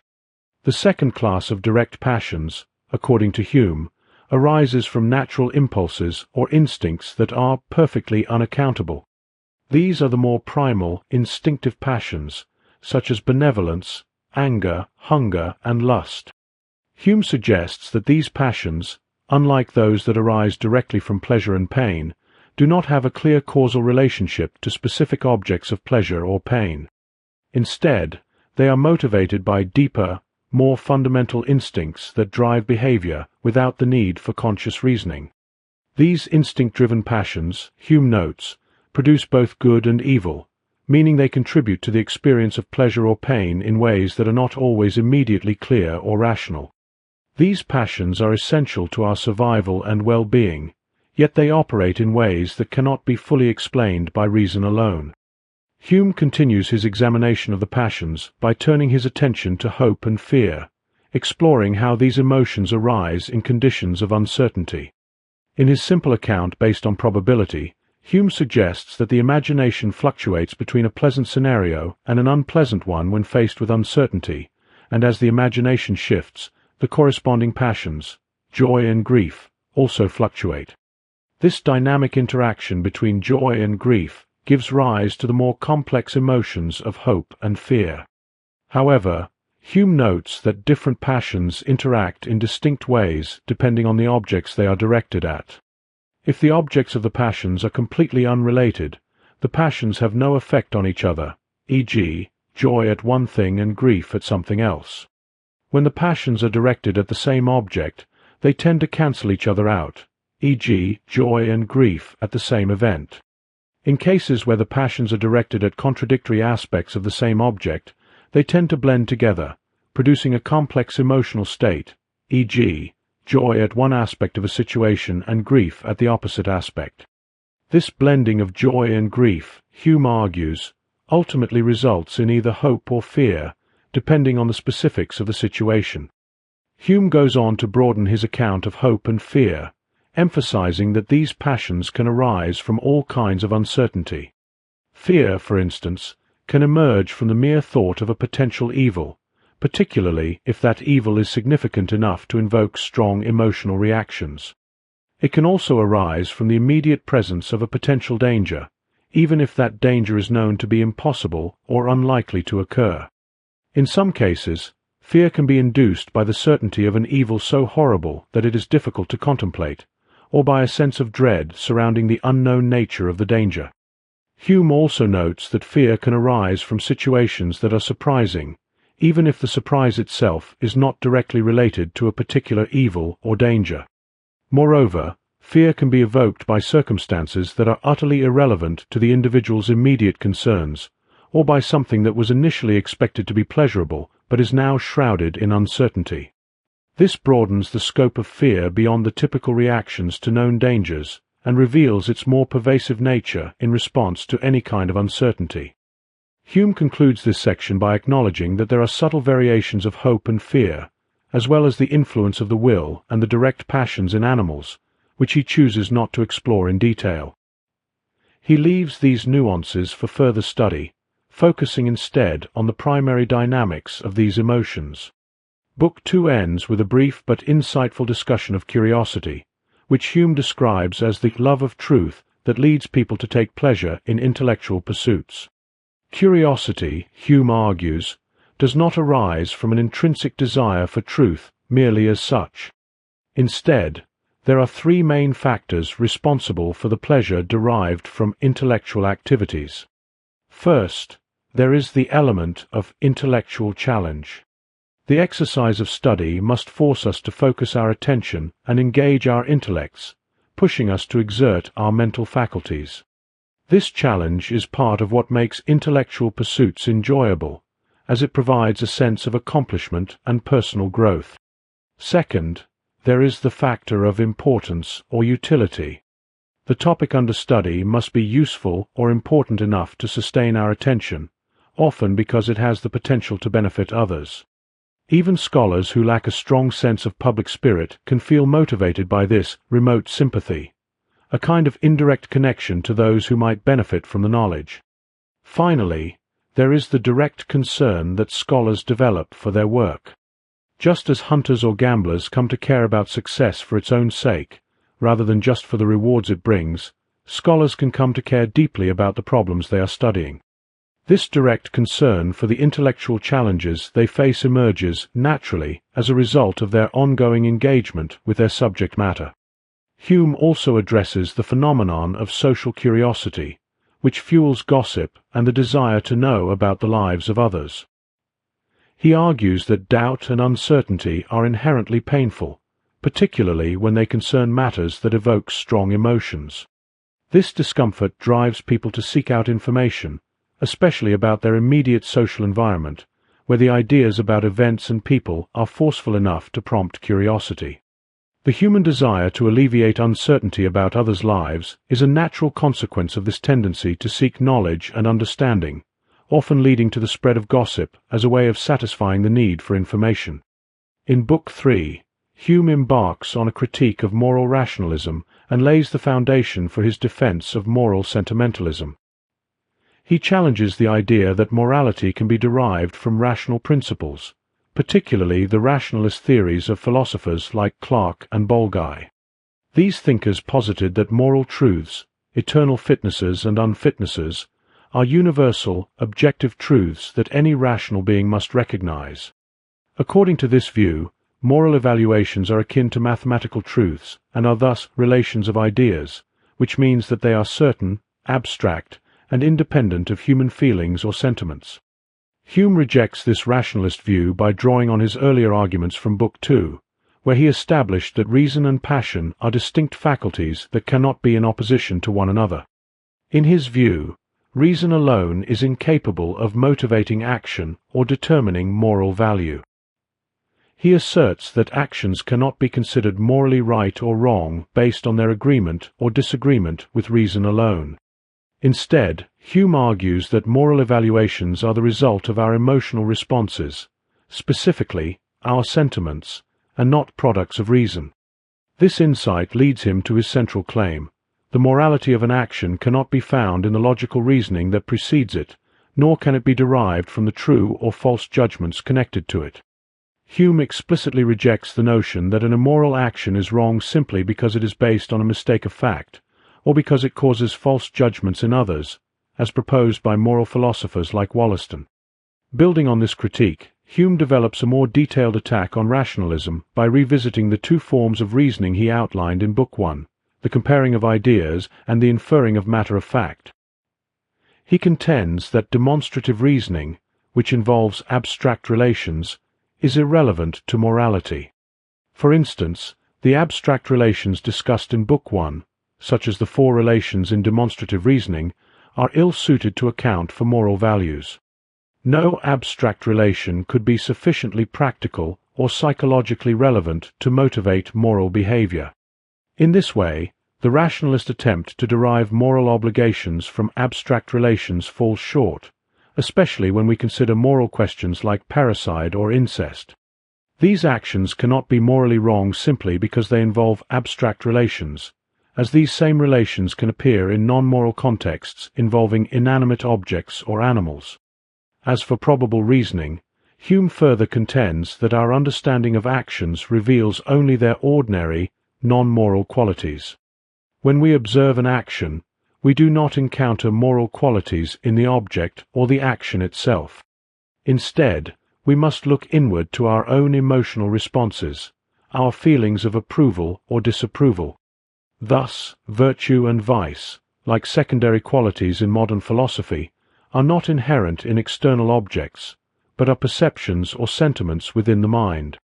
In this respect, Hume aligns himself with the view that moral values are subjective, grounded in human emotions, and not objective truths about the world.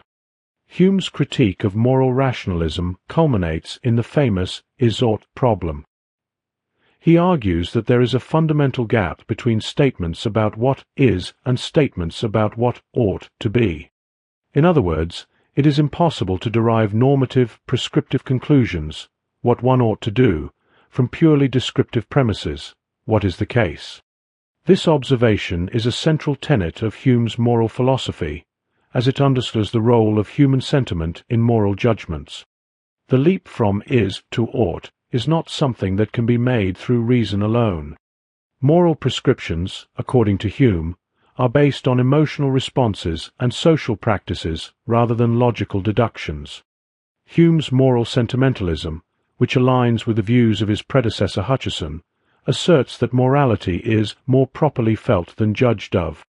For Hume, moral evaluations are not abstract ideas, but rather impressions, emotional responses characterized by particular pains or pleasures. His goal is to explain how certain actions, sentiments, or character traits evoke these moral sentiments in us. However, a challenge emerges. If pleasant or painful feelings can be elicited by inanimate objects, why doesn't sentimentalism fall prey to the same criticism Hume raised against moral rationalism, which sought to ground morality in objective, abstract relations? Hume responds by emphasizing that not all pleasures and pains are alike. The moral sentiments, which arise when we consider a character in general and without reference to our particular interests, have a distinct quality, different from the feelings generated by inanimate objects or concerns about self-interest. The moral sentiments are therefore not reducible to mere physical sensations or selfish impulses. Moreover, Hume points out that the four indirect passions, pride, humility, love, and hatred, are generated by pleasant or unpleasant qualities that pertain to ourselves or others, not to inanimate objects. This distinction helps to shield his moral sentimentalism from the objection that it is indistinguishable from the feelings we experience in response to non-moral objects. Once he has addressed this concern, Hume delves into the psychological origins of moral sentiments. He operates on the assumption that nature tends to produce variety from a few basic principles. Therefore, he seeks to identify general principles underlying human moral psychology. Regarding whether these principles are natural, Hume clarifies that the term does not imply they are miraculous or rare, nor does it rule out the possibility of human artifice.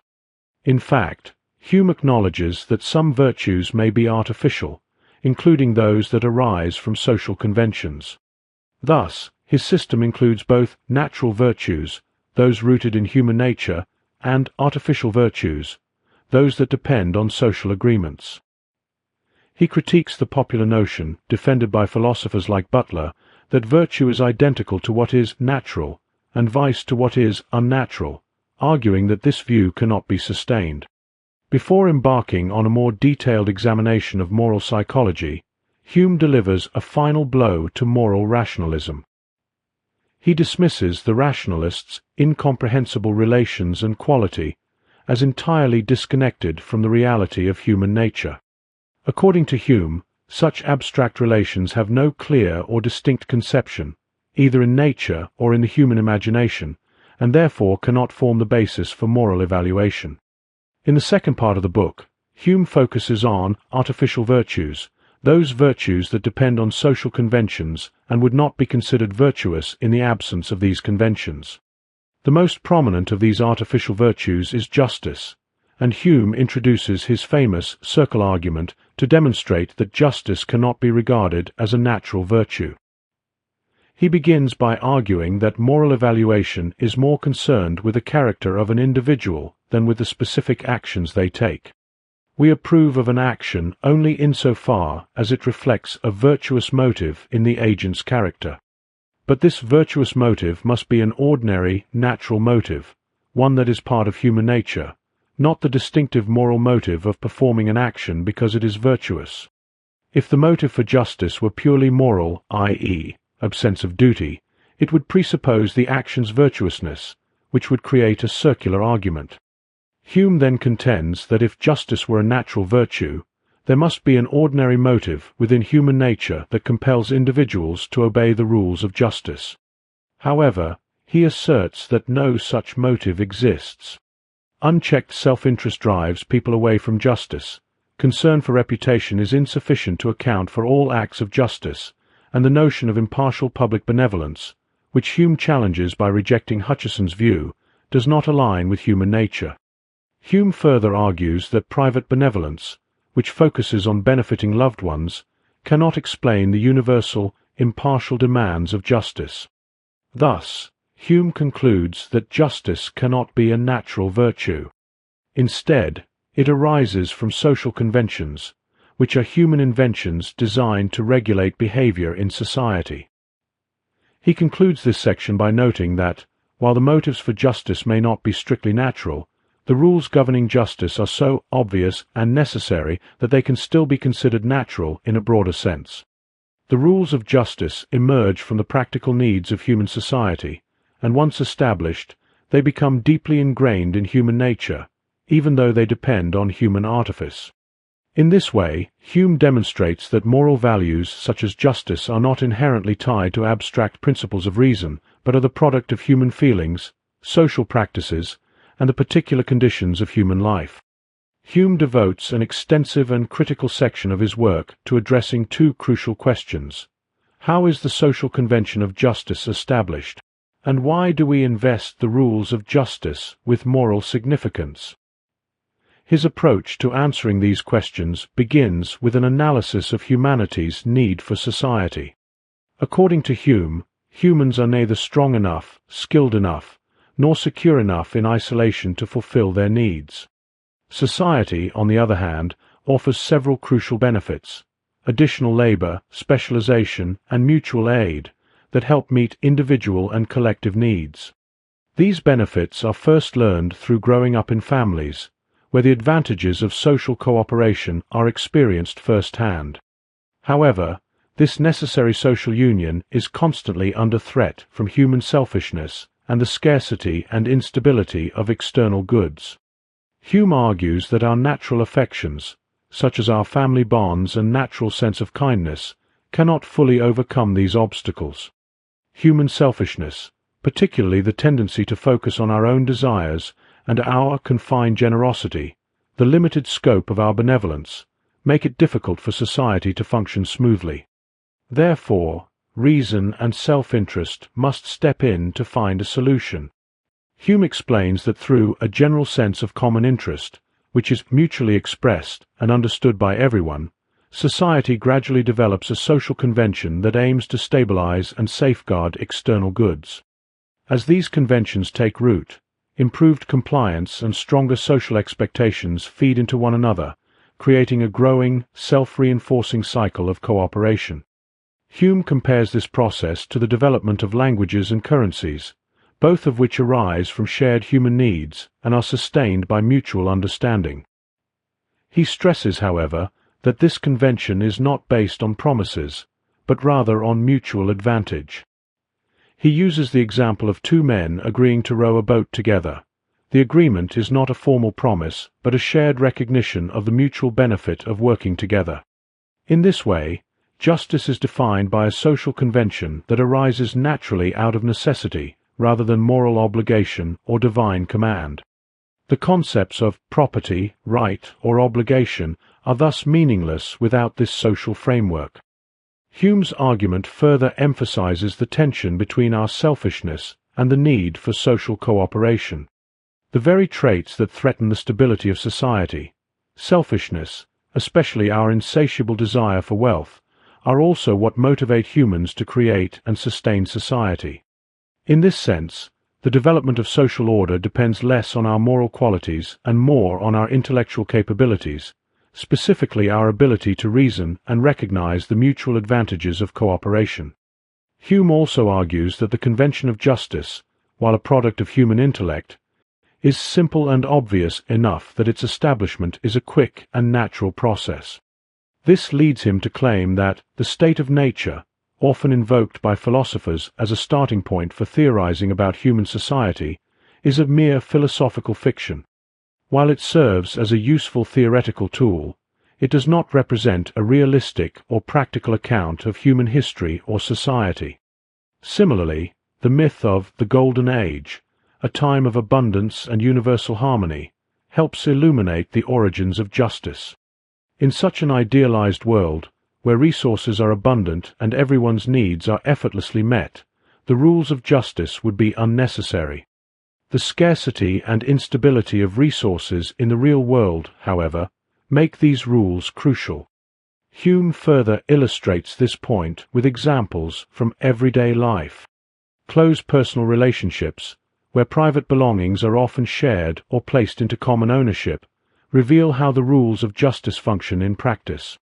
Similarly, free goods, like air and water, are often treated as unrestricted resources, not bound by the same conventions of ownership.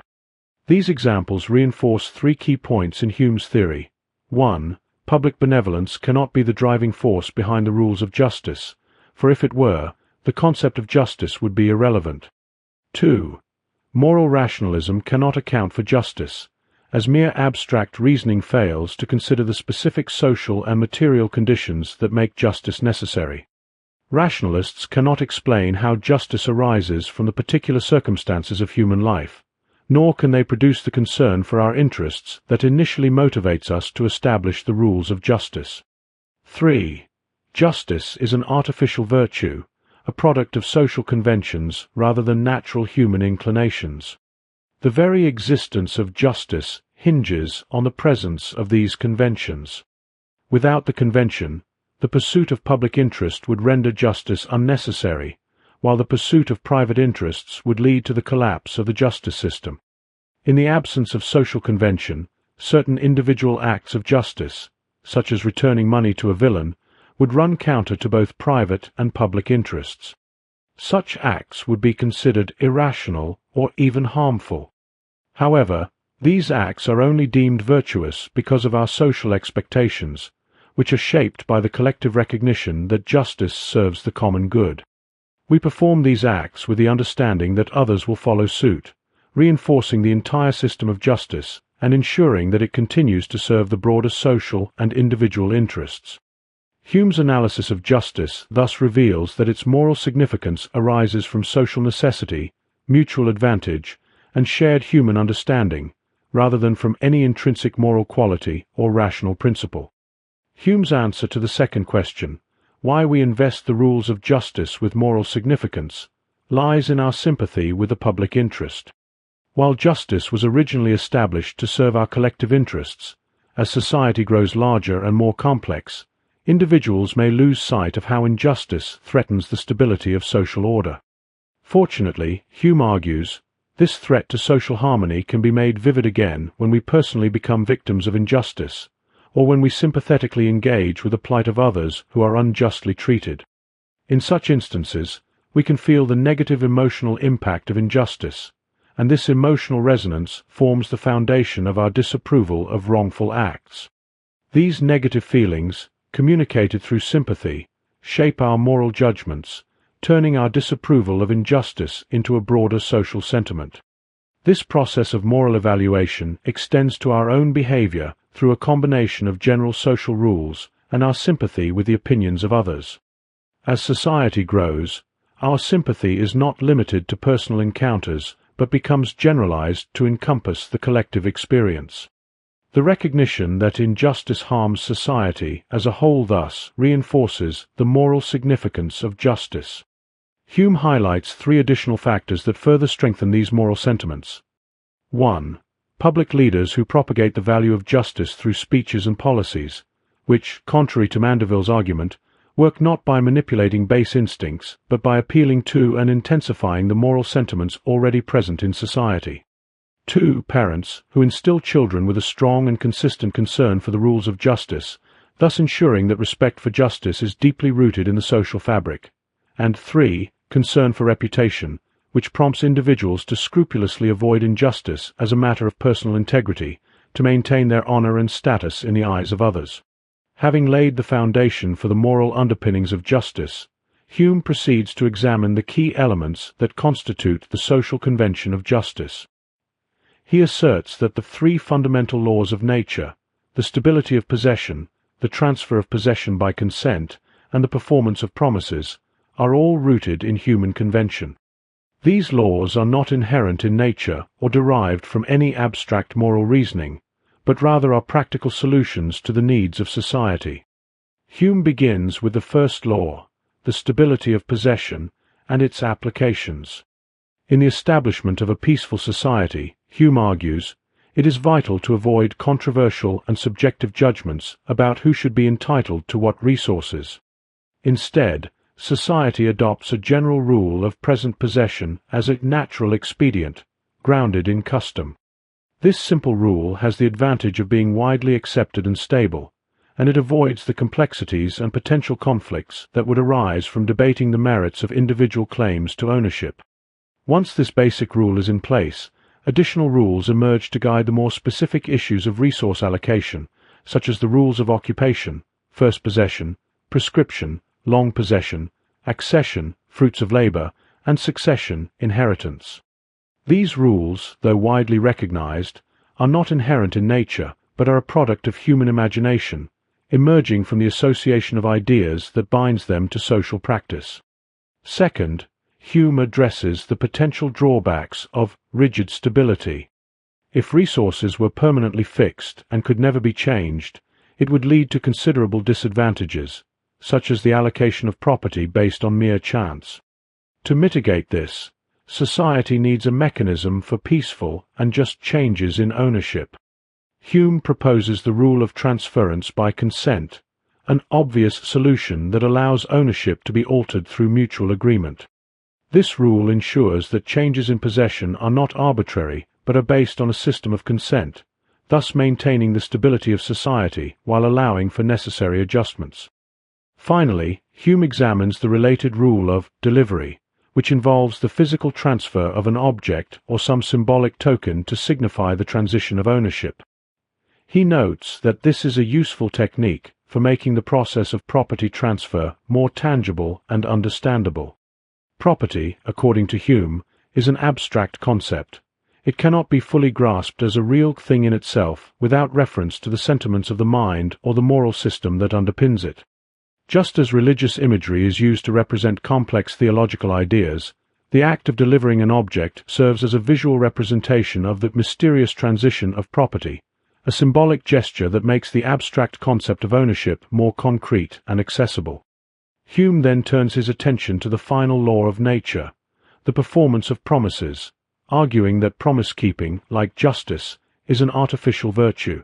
His analysis unfolds in two stages. First, Hume contends that promises are naturally unintelligible because there is no distinctive mental act or inner intention that promises express. Unlike resolutions or desires, a promise does not correspond to any clear mental state or direct volition. The very idea of willing an obligation, according to Hume, is absurd. Obligations are not innate and cannot be willed into existence, as such changes in obligation would require shifts in human sentiment, which is not something that can be directly willed. Second, even if promises were somehow intelligible in a natural sense, they still could not create an obligation. Hume argues that no voluntary act, whether willed or otherwise, could ever alter human sentiments. The mental act of promising would not be enough to create a moral or social duty, since obligations are not merely the product of individual will, but rather arise from shared human sentiments and social conventions. Hume also revisits his earlier circle argument, which he applies to the case of promise-keeping. There is no inherent motive for keeping promises other than a sense of duty or moral obligation. But this leads to a circular problem. A sense of duty itself relies on the prior acceptance of promise-keeping, thus making it impossible to find an independent reason for keeping promises outside of this already established convention. The question then arises, how do the artificial conventions of promising come about in the first place? Hume's answer lies in the limitations of the first two laws of nature.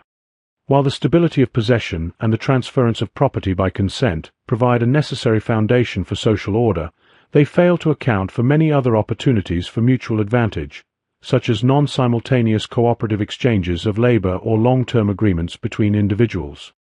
These gaps are a direct result of the selfishness and meanness inherent in human nature, which can only be overcome by mutual confidence and security. In such a context, unvirtuous individuals will eventually learn to cooperate out of self-interest, driven by the expectation of future benefits from cooperation. To facilitate this cooperation, a special form of language is introduced, a form of commitment in which individuals express their intention to fulfill their part in an exchange or agreement. However, this kind of promise is not the same as the favors exchanged between true friends, since it is made with the awareness that failure to keep the promise will result in social distrust and loss of reputation. The convention of promising thus becomes morally charged in the same way as the rules of justice. It is reinforced through public interest, education, and political mechanisms, and the notion of willing and obligation is fabricated to provide a coherent explanation for the moral force behind promises. Hume further illustrates his convention-based account by exploring the complexities surrounding promises. For example, a promise can obligate an individual even if they mentally cross their fingers or harbor secret doubts about their intention to fulfill the promise. However, if the promise was made in jest or was obviously unintended, it does not create an obligation. Similarly, if a promise is made under duress or force, it does not create a moral obligation, which Hume finds particularly puzzling. These contradictions, Hume argues, are best explained by his convention-based theory, which highlights the social and moral fabric that underpins the act of promising. To further clarify his point, Hume contrasts the practice of promising with the terrible Catholic doctrine of intention, which holds that a sacrament is invalidated if the minister is not in the proper mental state. While Hume criticizes this doctrine as overly strict, he acknowledges that it is more consistent than the practice of promising because it sacrifices utility for the sake of maintaining internal consistency. In his final review of the three laws of nature, Hume offers three additional arguments to support his claim that justice and promise-keeping are artificial virtues. First, he notes that justice is commonly defined in terms of property, yet property itself is an abstract concept that can only be understood in relation to the practice of justice. Since there is no natural sentiment of approval for the practice of justice as described in neutral terms, such as restoring an object to its first possessor, it follows that justice cannot be a natural virtue. Second, justice and injustice, unlike natural moral sentiments, come in clear-cut categories, with bright lines and sharp boundaries. Natural moral sentiments, on the other hand, exist on a spectrum and lack such rigid distinctions. Finally, Hume observes that justice and injustice are universal and general, whereas natural moral sentiments are partial and particular. For example, justice may favor a wealthy and frivolous bachelor over a hard-working man struggling to support his family, ignoring the specific circumstances and emotions that would naturally engage our affections in the latter case. This stark contrast between the universality of justice and the particularity of natural moral sentiments further demonstrates the artificial nature of justice as a social convention. In the following 6 sections, Hume continues his system concerning the laws of nature and nation with a detailed exploration of government. He begins by addressing the need for government, which arises from human nature's tendency toward short-term thinking. Although lawful conduct is clearly beneficial in the long run, humans are often driven by a narrowness of soul, prioritizing immediate satisfaction over long-term interests. This leads to violations of laws becoming more frequent and, from a strategic perspective, more tempting. Hume argues that humans are incapable of overcoming this weakness, no matter how much we may regret it from a long-term, clear-sighted perspective. Instead of changing human nature, Hume suggests that we must change our situation by turning to the artificial expedient of government. Through the establishment of government, we grant public officials the power to enforce the laws of justice, settle disputes impartially, and provide public goods that would otherwise be underproduced due to free rider problems. Government, in Hume's view, is a necessary invention for maintaining social order and promoting cooperation in society. Hume then critiques the liberal Whig theory of government, which asserts that government derives its authority solely from the consent of the governed, often conceptualized as an original contract between rulers and the people. While Hume agrees with some aspects of the Whig theory, namely, that simple societies can exist without government and that war between societies often gives rise to government, he rejects the idea that promise-keeping is the exclusive source of governmental authority. According to Hume, though government may originate in social agreements, it cannot be founded solely on the same principles that govern promise-keeping.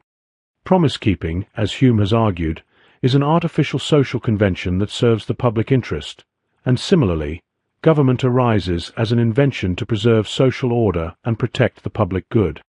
The authority of government is not any more fundamental than the authority of promise-keeping, for both are human inventions created to ensure the functioning of society.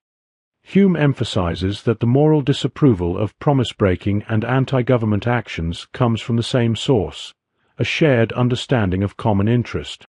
Therefore, the relationship between government and promise-keeping is not one of hierarchical dependence, but rather parallel moral constructs that serve similar functions in society. Hume further reinforces this argument by appealing to public opinion, which in matters of morality and sentiment carries a unique authority. He points out that most people perceive themselves as inherently subject to authority, regardless of any formal promises or agreements they may have made. This widespread belief in obedience is reflected in legal codes that address rebellion and resistance to government. Even authoritarian regimes are typically able to maintain a sense of obedience among their citizens because of this ingrained sentiment. However, Hume also agrees with the Whigs' position on the right of resistance when governments become tyrannical. He argues that the primary interest people have in government is the security and protection that comes with political society. When a government becomes intolerably oppressive, this interest is no longer served, and the moral obligation to allegiance may dissolve.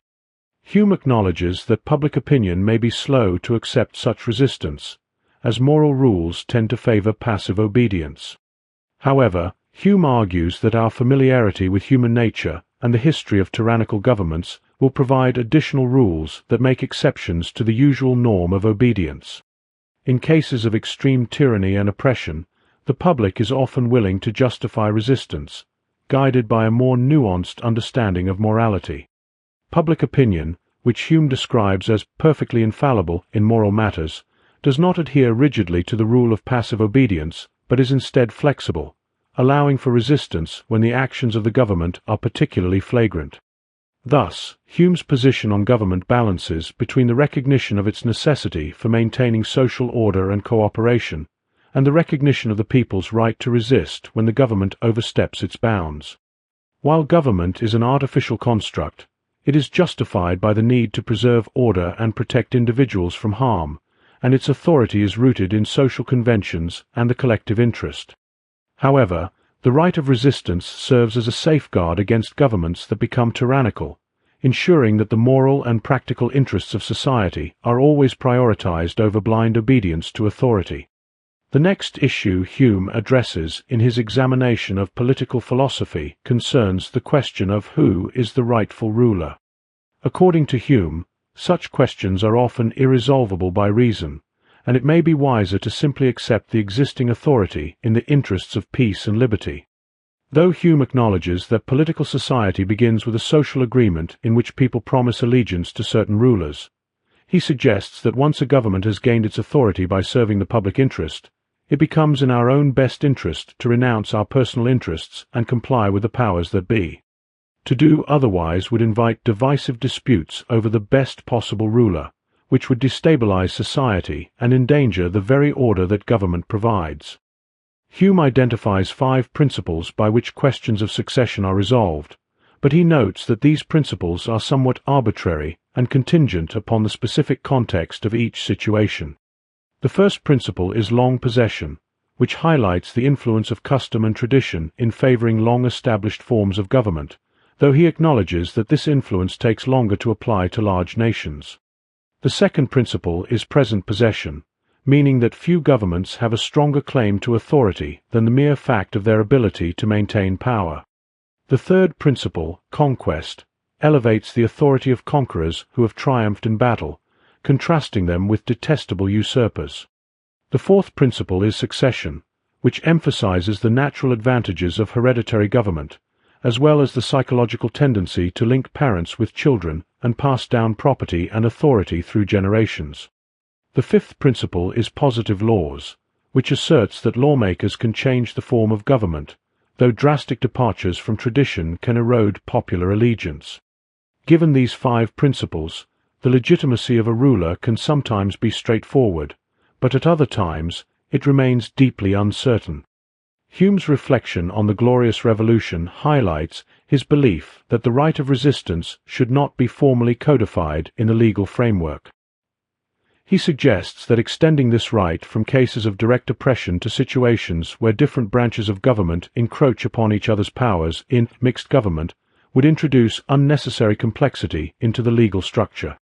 Hume makes two important philosophical reflections on the matter. First, he argues that Parliament's authority to exclude the heirs of deposed rulers, but not the heirs of rulers who simply died, is based on mere imaginative inertia, a product of habit rather than reason. Second, he points out that contested changes in authority can acquire legitimacy retroactively if the line of succession remains stable. Moving on to international law, Hume argues that while the same three natural laws governing individuals also apply to nations, the special needs of nations necessitate distinct rules, such as diplomatic immunity.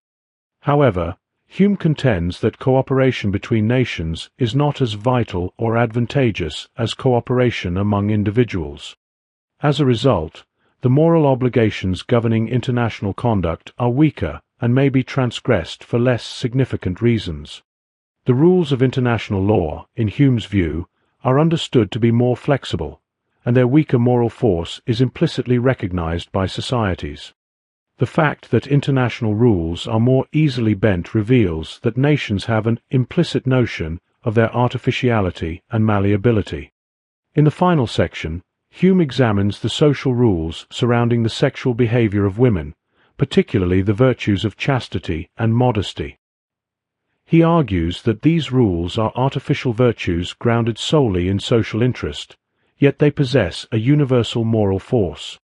While it is clear that these rules are not natural, they serve an important social function. They address the problem of paternity uncertainty, ensuring that children have both parents and that fathers can be certain of their biological children. Because questions of sexual fidelity cannot be easily resolved in courts, society needs informal norms, with reputational concerns playing a significant role in regulating fidelity, particularly in women. Hume suggests that women, due to their supposed greater vulnerability to sexual temptation, need to feel a strong aversion to even the slightest suggestion of infidelity. Although this solution may appear unrealistic in the abstract, Hume argues that nature has made it a reality through social mechanisms that enforce moral norms. These societal expectations have been internalized, with a disapproval of infidelity spreading through society, shaping the behavior and attitudes of both men and women. Women are often punished more harshly for perceived sexual transgressions, while men, who stake their reputations on virtues like courage, enjoy looser sexual norms. Fidelity in men, Hume notes, is less crucial for society than fidelity in women, due to the different social roles and reproductive concerns at play. Hume concludes the treatise by turning his attention to the natural virtues, which he defines as those character traits that are approved independently of social conventions. In a broad review of morality and the passions, Hume reiterates that human psychology is driven primarily by the pursuit of pleasure and the avoidance of pain. These basic impulses generate direct passions, immediate emotional responses to pleasure and pain, and indirect passions, which are more complex and involve moral evaluations that categorize certain traits as virtuous or not. Importantly, Hume emphasizes that the indirect passions, which guide moral judgments, are linked not to actions themselves, but to the mental qualities of the agent. This means that our moral sentiments are directed primarily at the internal characteristics of individuals, and only secondarily at their actions. After outlining this general framework, Hume introduces his central hypothesis regarding the natural virtues and vices, that moral evaluation of these traits can be best explained through sympathy. He argues that sympathy is such a powerful force in human psychology that merely observing the causes or effects of an emotion can evoke that emotion in us. He also suggests that the beauty we find in things that are useful to us, whether objects or actions, stems from our sympathy with the pleasure these things bring to their users. Likewise, Hume connects moral beauty in the artificial virtues, such as justice or promise-keeping, to our sympathy with the public interest that these virtues serve. Since natural virtues often align with the public good, Hume proposes that sympathy is similarly the basis for our moral approval of these virtues. Hume offers 3 key points to support this hypothesis. First, he asserts that sympathy is so very powerful that even the mere observation of an emotion's causes or effects can transfer the emotion to the observer. Second, he notes that the aesthetic pleasure we find in useful objects or actions, whether a tool that serves a function or a gesture of kindness, arises from our sympathetic identification with the pleasure these objects or actions bring to their users. Third, he argues that the moral beauty we associate with artificial virtues is rooted in sympathy with the public interest that these virtues serve. By showing that sympathy underpins our judgments about both the artificial and natural virtues, Hume argues for the general applicability of sympathy as the explanatory mechanism behind all moral evaluation. Furthermore, Hume connects the natural virtues to social utility. While he acknowledges that artificial virtues, such as those related to justice and social contracts, may sometimes harm society in particular instances, he asserts that the natural virtues are always beneficial. Natural virtues, like benevolence, generosity, and kindness, directly contribute to social cohesion and well-being, which makes it even more likely that our moral evaluations of these virtues are rooted in sympathy. He finds the connection between virtue and utility to be obvious, but he critiques earlier accounts, such as Mandeville's, which portrayed virtue as a fraudulent invention designed to deceive people into following political agendas. Hume counters this by asserting that, unlike artificial virtues, which may serve society's interests only in certain contexts, natural virtues universally promote social harmony. This stronger connection to utility further supports the idea that sympathy is the core of moral judgment regarding natural virtues.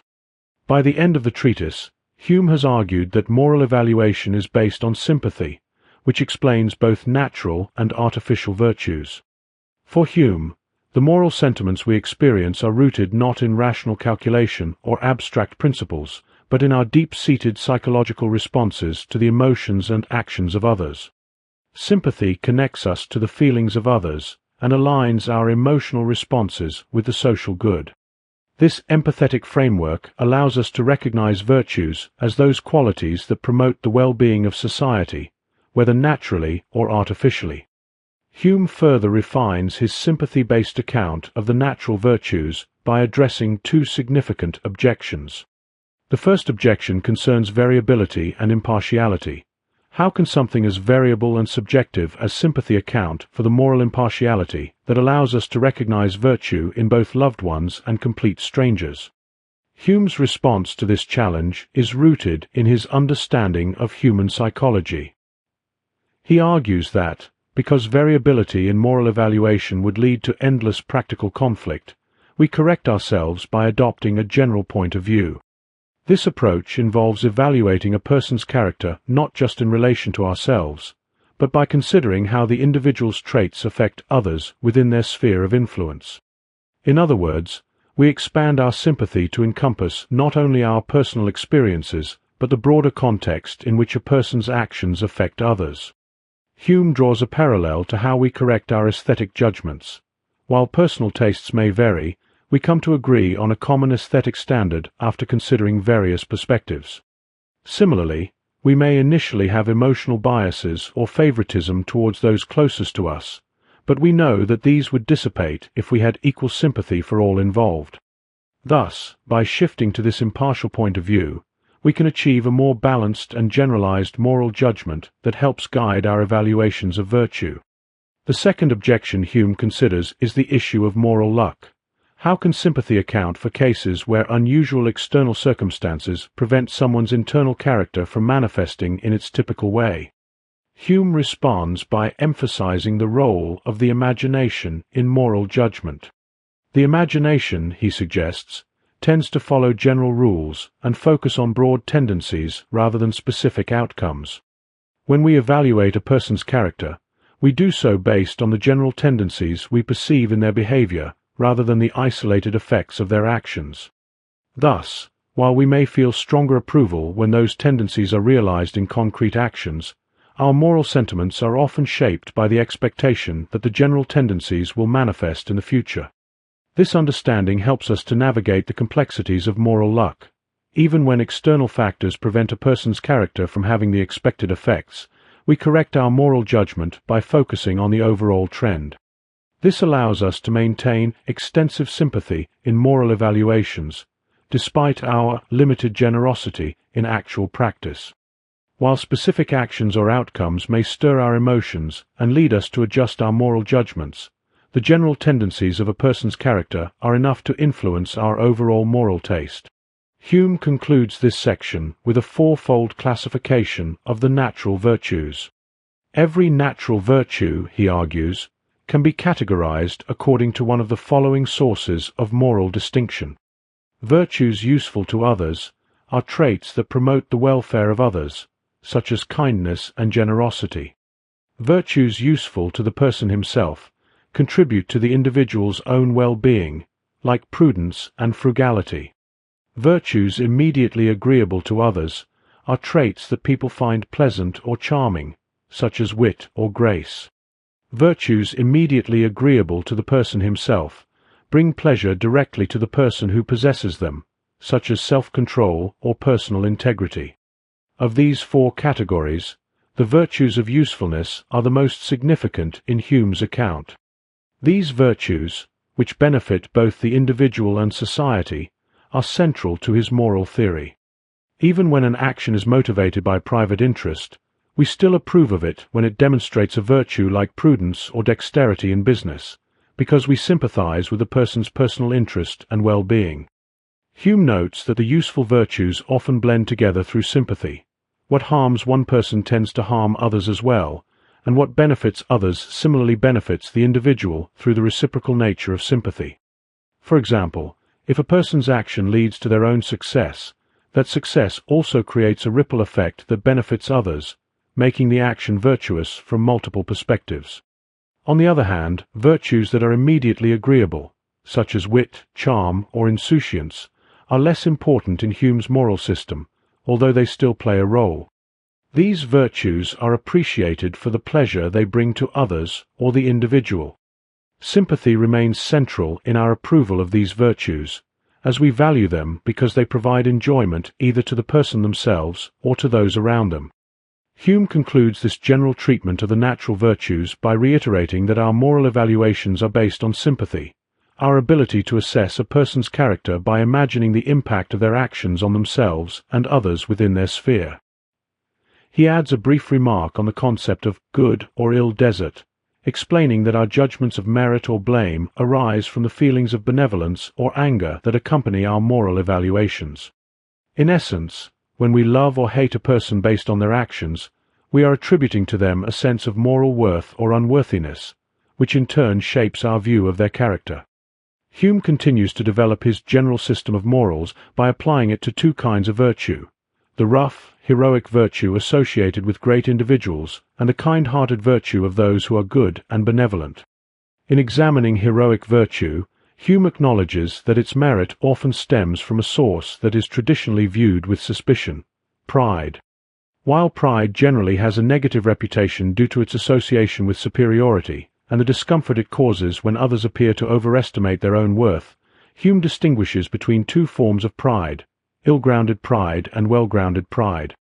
Ill-grounded pride occurs when someone inflates their sense of self-worth, creating discomfort for others who recognize the discrepancy between the person's self-perception and reality. This type of pride is distasteful because it produces an unpleasant comparison, especially when the person's perceived superiority exceeds the bounds of what can be considered reasonable or justified. In contrast, well-grounded pride is more agreeable. When a person's pride is based on actual merit that others can recognize and appreciate, this pride is not only less objectionable but actually pleasurable. Hume explains that we sympathize with well-grounded pride because we recognize the value in someone's achievements, and the pride they exhibit is therefore pleasing both to them and to us. This type of pride, according to Hume, is a virtue, as it is both useful, showing the person's worth, and agreeable, evoking admiration and sympathy from others. However, Hume also acknowledges the social complications that arise from pride. Excessive pride, even when internalized and kept private, can lead to a vice. Social harmony, he notes, requires artificial rules, such as rules of good breeding, to regulate the open display of pride, since an overt show of superiority can disrupt social relations. Despite this, a man of honor is expected to maintain a healthy internal sense of his own merit. Those who overly suppress their pride, however, are often scorned for their meanness or lack of self-respect. Thus, heroic virtues, such as courage, ambition, and magnanimity, are admired not only for the actions themselves but for the well-regulated pride that they embody.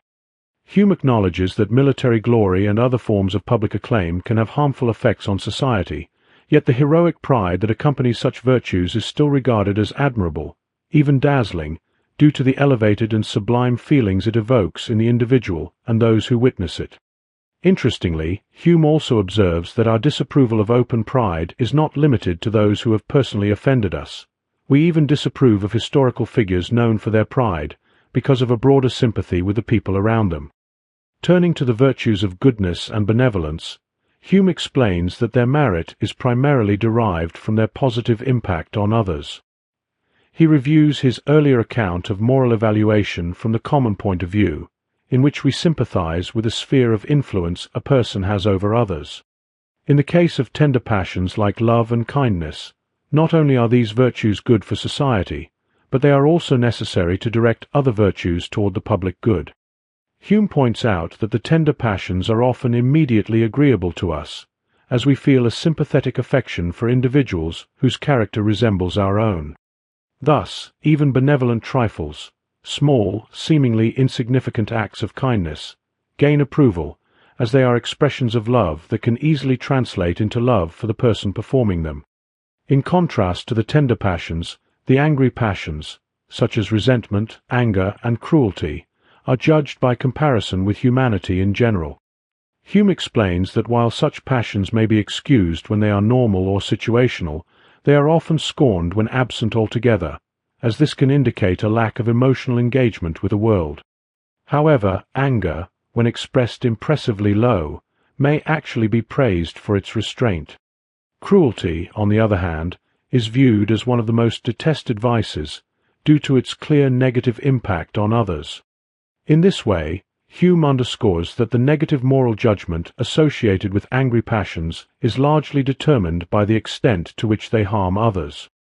Hume concludes that, in general, moral virtue is largely determined by how desirable an individual is in various social relations. Virtue is evaluated based on the individual's ability to engage positively with others, and the emotional reactions they provoke in others, whether sympathy, affection, admiration, or approval, serve as markers of their moral worth. By grounding his theory in sympathy and emotional responses, Hume provides a comprehensive framework for understanding virtue that balances individual merit with its social impact. Hume concludes his moral philosophy by addressing the relationship between moral virtues and natural abilities. He argues that the distinction between the two is not of great significance, as both can be seen as mental qualities that produce pleasure and elicit approval from others. In Hume's view, these qualities, whether virtues or abilities, are evaluated by their effects on others and their usefulness to the person who possesses them. The distinction, Hume suggests, is largely a matter of terminology rather than substance. Both virtues and abilities contribute to the individual's well-being and social esteem, and both are subject to similar causes and effects. When confronted with the objection that the approval of abilities feels different from the approval of virtues, Hume responds by noting that human approval is never uniform or identical. We may feel different kinds of approval based on the specific quality in question, and the approval of virtues is often distinct from the approval of abilities simply because they affect us in different ways. For instance, the approval of heroic virtues like courage might feel different from the approval of intellectual abilities like wit or sagacity. The very nature of the approval is tied to the specific quality being admired, not to a deep distinction between virtues and abilities themselves.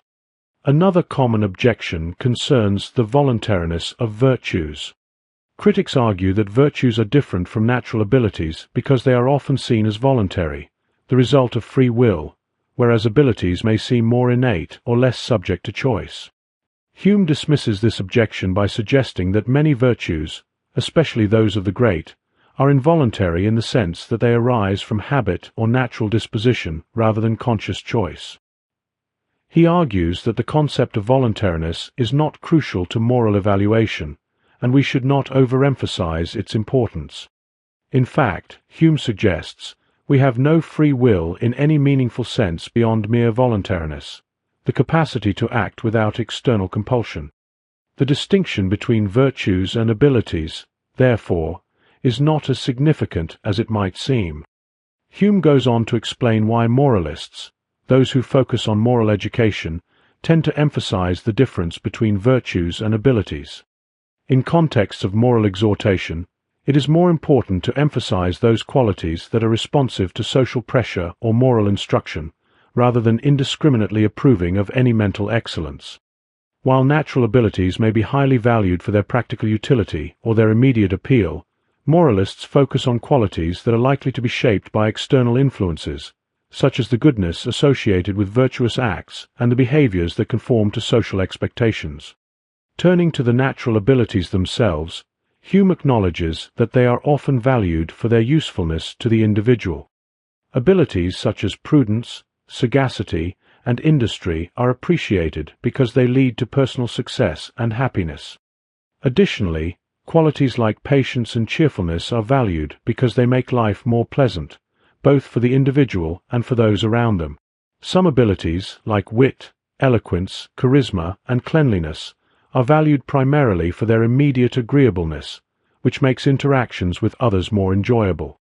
The approval of these qualities is less about their long-term usefulness and more about the immediate pleasure they provide. Hume also acknowledges that our judgments about natural abilities are shaped by empirical associations. For instance, we may disapprove of levity or a lack of seriousness in someone who is older, as such traits are associated with immaturity or irresponsibility. Similarly, memory is judged in terms of its practical utility, but the quickness or accuracy of someone's memory is less likely to elicit strong approval, as memory tends to be exerted without producing any sensation of pleasure or pain. Unlike the intellect, which involves active engagement with ideas and often elicits pleasure from its use, memory serves more like a passive tool that doesn't evoke strong emotional responses. Hume's system also extends to include bodily advantages and the advantages of fortune, both of which can elicit approval and love. For example, people admire a strong or healthy individual, partly because of the utility such traits provide to the individual's lover or partner. The beauty of a healthy body or the presence of regular features often evokes immediate positive feelings, and the opposite is true of sickly appearances.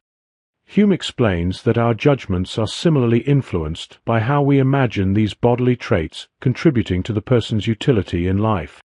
Finally, Hume notes that we tend to esteem the wealthy by sympathy with the pleasure their wealth provides them, and because wealth can make them more consequential in society. In this way, the advantages of fortune, including wealth and social status, are often judged in terms of their practical impact on the person's life and their potential to influence others. Although Hume cannot fully explain why the feeling of approval is more determined by the type of subject, e.g., a person or an object, rather than the specific mechanism driving approval, e.g., sympathy with utility or immediate agreeableness, He concludes that approval arises from the value we place on qualities that bring pleasure and have the potential to influence social outcomes. In the conclusion of Book 3 of his treatise, Hume revisits and reinforces his central thesis that sympathy is the chief source of moral distinctions. This summary of his moral theory underscores how sympathy, as the foundational principle of moral evaluation, helps explain why we care about concepts like justice and the public good, or why we value the happiness of strangers. Hume asserts that we naturally extend our moral concerns to others through sympathy, which fosters a connection between ourselves and the welfare of those beyond our immediate circle. This connection is crucial for understanding why we place value on actions and traits that serve the public good or benefit those who are not directly connected to us. Hume argues that this system of ethics is not only based on a solid argument, but also has practical implications for moralists and those seeking to promote virtue. He contends that morality, when traced to such a noble source as sympathy, takes on a positive and uplifting quality. The recognition of virtue as grounded in sympathy allows us to approve of virtuous actions, the sense of virtue, and even the psychological mechanisms that underpin moral sentiments. This view puts virtue in a favorable light, suggesting that moral behavior is not the result of artificial constructs or imposed rules, but something that arises naturally from our empathy for others. While the artificiality of justice might initially seem unattractive or contrived, Hume argues that this objection dissipates when we consider the enormous interest on which justice is based, the greatest imaginable, extending across all times and places. The rules of justice thus become steadfast and immutable, reflecting the deep, enduring nature of human society. This universality of justice, grounded in the shared needs and interests of human beings, offers a stability that makes the concept of justice not just practical but necessary for the flourishing of social life. At the heart of Hume's argument is the idea that justice serves a vital social function, ensuring the well-being of society over time, and that its rules are as fixed and immutable as human nature itself. Hume also highlights the personal rewards of living a life of virtue. Virtuous actions lead not only to social advantages, enhanced reputation and social respect, but also to a deeper, more personal satisfaction. The individual who leads a virtuous life enjoys the inward satisfaction that comes from knowing their mind can bear its own survey. This satisfaction reflects a moral harmony where the individual feels aligned with the ethical ideals they uphold. Virtue, therefore, brings both external recognition and internal peace, creating a sense of fulfillment that is rooted in both the approval of others and the self-approval that comes from living in accordance with one's moral values. Hume concludes his work by positioning himself not only as a theoretical anatomist who dissects human psychology, but also as a practical moralist whose insights are well suited for those who wish to paint morality in a way that is beautiful and inspiring. He suggests that while the raw analysis of human nature may seem bleak and unflattering, the moral philosophy he develops is capable of elevating human conduct to an ideal that is both dignified and desirable. In this way, Hume bridges the gap between a scientific analysis of human psychology and the art of creating a moral vision that appeals to human aspirations. Hume's influence extended beyond his own time, as his ideas had a profound impact on later thinkers, including Albert Einstein. In a 1915 letter, Einstein acknowledged the significant influence that Hume's Treatise of Human Nature had on his own intellectual development. Einstein, who is most famous for his development of the theory of relativity, recognized in Hume's work a kind of positivist approach to understanding the world, a focus on empirical observation and the psychological mechanisms that underlie human thought and behavior. For Einstein, Hume's treatise provided a crucial philosophical foundation that helped shape his own scientific inquiries, particularly in his approach to the nature of reality and the laws of physics.